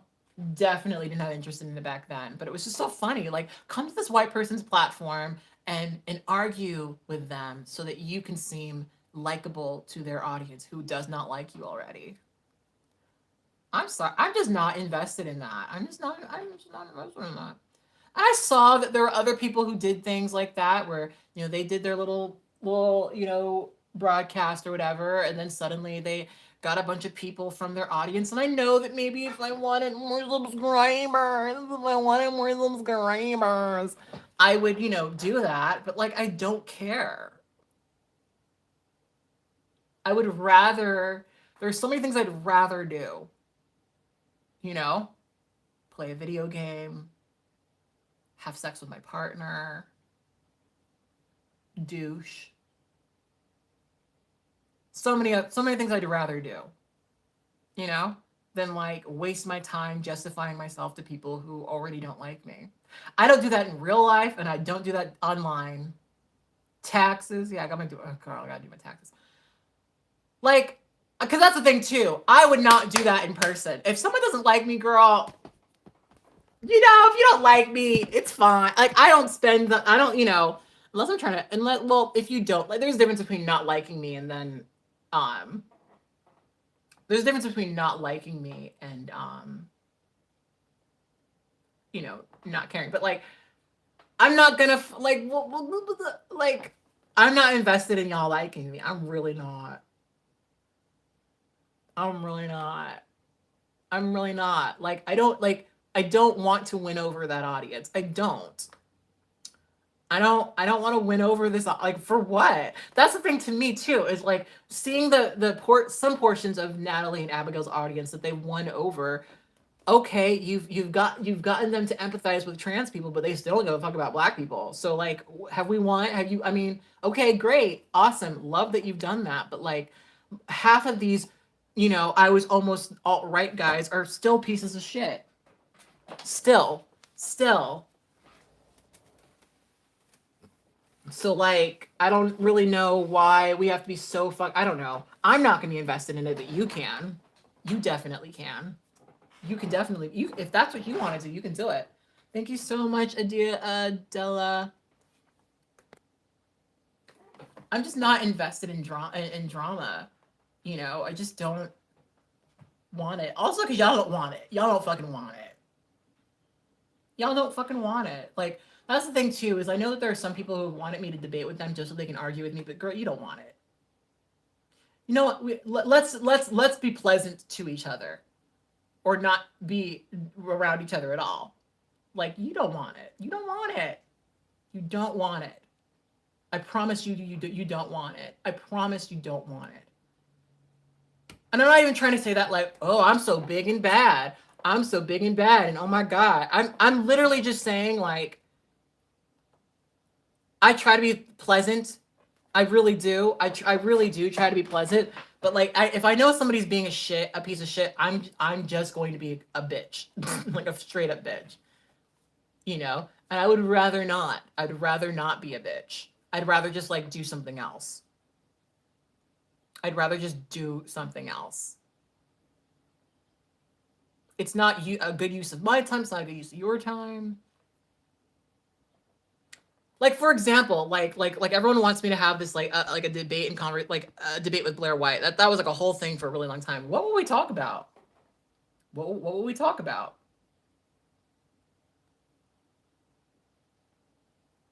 For why? For what? Like, for what? Like, why?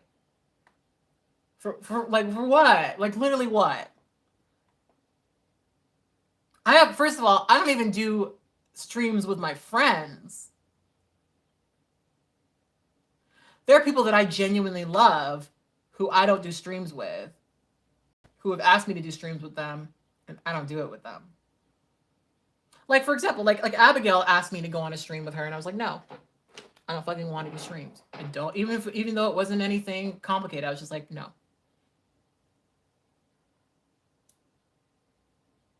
Because I just don't like doing, I like doing these streams, but I don't really like doing streams. Like, I don't want to do it. So I'm definitely not going to want to do some stupid stream where I'm having like a debate with you.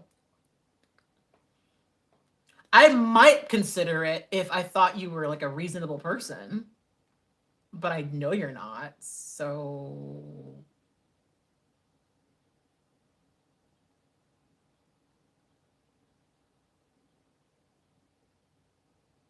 Like, what would the point be? I don't know. I don't want to debate anybody. I'd rather have a conversation. So I'm really good at talking to people.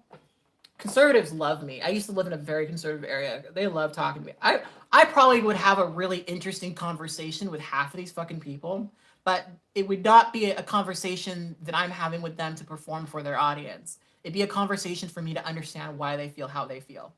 I wouldn't agree. I wouldn't even counter. I wouldn't even try to fight. I might bring some shit up, but it'd be me just talking to them. And that's boring to most people. They don't want that. Y'all want blood. Y'all want blood. Blood. And I'm not interested in giving it to you. You know? Anyway, I have to go because it is it noon already? Oh, it's noon on the dot, and I have to film. I've got this big well, I'm not very strong. Yeah, don't put me on your fucking lifting team because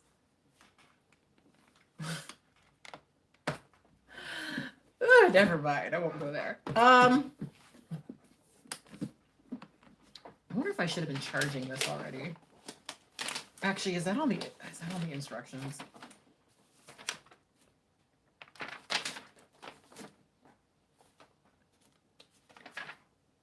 So I'm shooting this video remotely. Oh my God, that's so easy.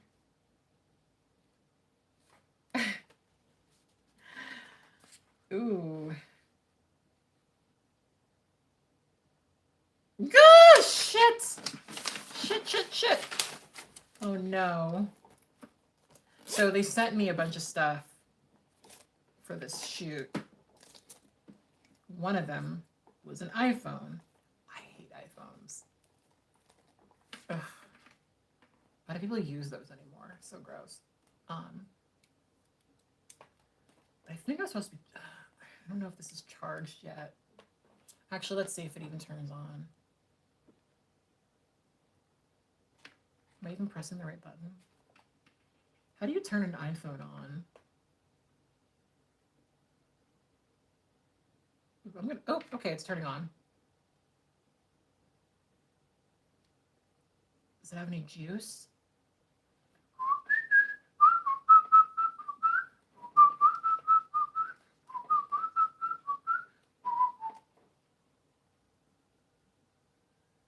Oh, I hate iPhones so much.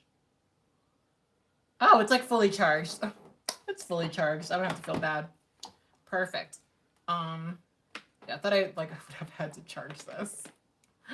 But yeah, y'all, I think I've said everything I want to say. I've honestly, I've exhausted the point. But yeah, I love creating what I'm creating right now. I don't want to be like any YouTuber. I would like to, there's definitely people, there's a lot of YouTubers I'm inspired by. Lots of YouTubers I'm inspired by, but it's not a jealousy thing, girl. It's like you're doing something that I'm not great at. Let me see if I can learn from you thing. But I'll never want to do, I'm honestly, so going back to me being good at talking to people, I did this interview series. Oh, this was I should have started with this. So I invested a bunch of money into producing this interview series. I know, I've said goodbye so many times. I invested a lot of money into this interview series and it didn't do well. And that was hard for me because I spent a lot of money and y'all didn't care about, but I actually learned a lot from that because in those interviews I wasn't really putting myself in the interview. So I get why those didn't do as well as some of my other content, but a lot of people didn't like the interviews, and it was just, that was a really hard, that was really hard for me because I put in a lot of energy. Thank you so much for the super chat.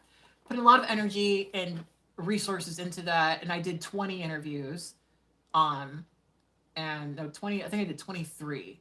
I only posted 6 of them. And they're all really, really good conversations, but they didn't do well, and I had to be like, all right, where would my time be better spent? I really had to sit there and think about that. I could edit these interviews, which takes fucking forever. Those interviews take so long to edit, so long, and they just didn't do well. And so I had to be like, look, this is something I'm passionate about that I really, really like, but I probably have to shelf this. I did not take JSYK down. There is a whole side YouTube channel with those episodes.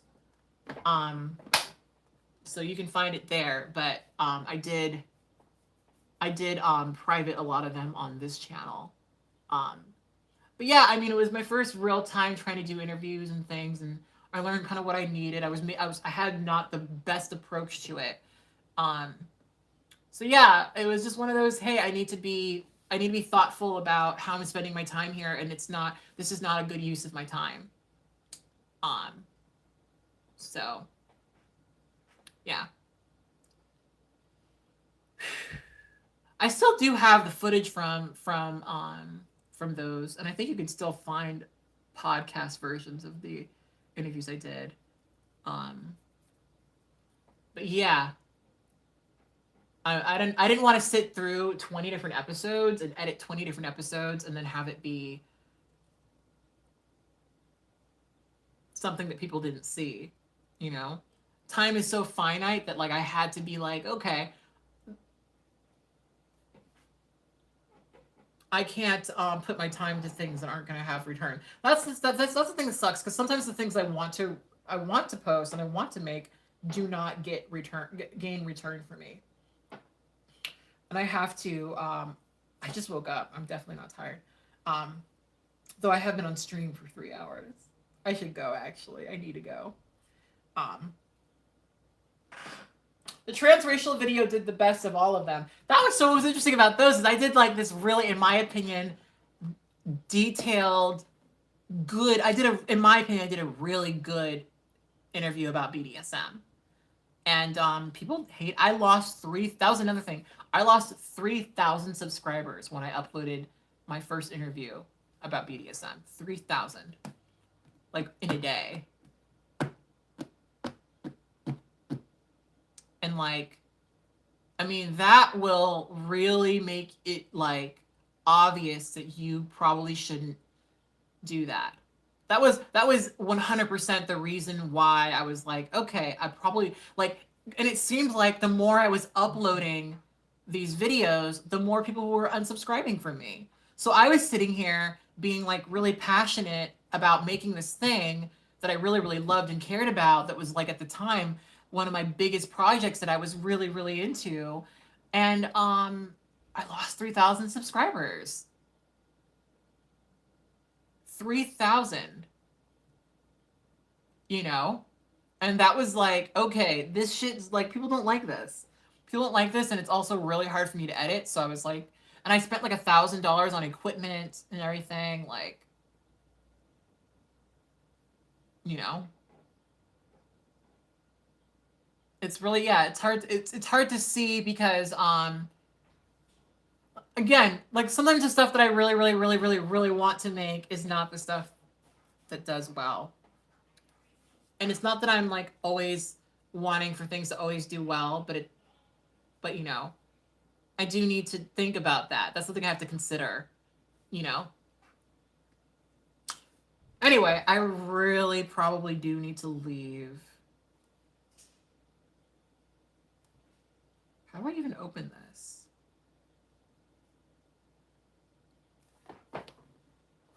Anyway, I'm gonna go, guys.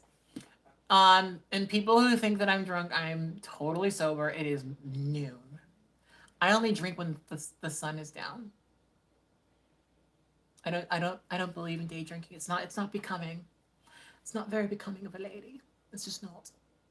So, yeah, so I'm probably gonna keep this video up. I've really exhausted my thoughts here. I don't think I'm gonna post a True Tea video today because this is like what I want to post today. So I'm gonna post this, and this was True Tea, guys. This was True Tea. This is why I edit my videos. This is a 3-hour stream. This is why I edit my shit. This is why I edit my stuff. And then it's still long. Anyway, if you're a Patreon supporter of mine, I will be uploading my video about, in fact, let me start uploading that now. I will be uploading my video about hypersexuality after abuse. I still need to make a thumbnail for that, though. But yeah, that was the video that I was going to post today, but I'm not going to post today. So, yeah, I said a lot. Y'all got enough tea for the day. I'm going to go. Bye.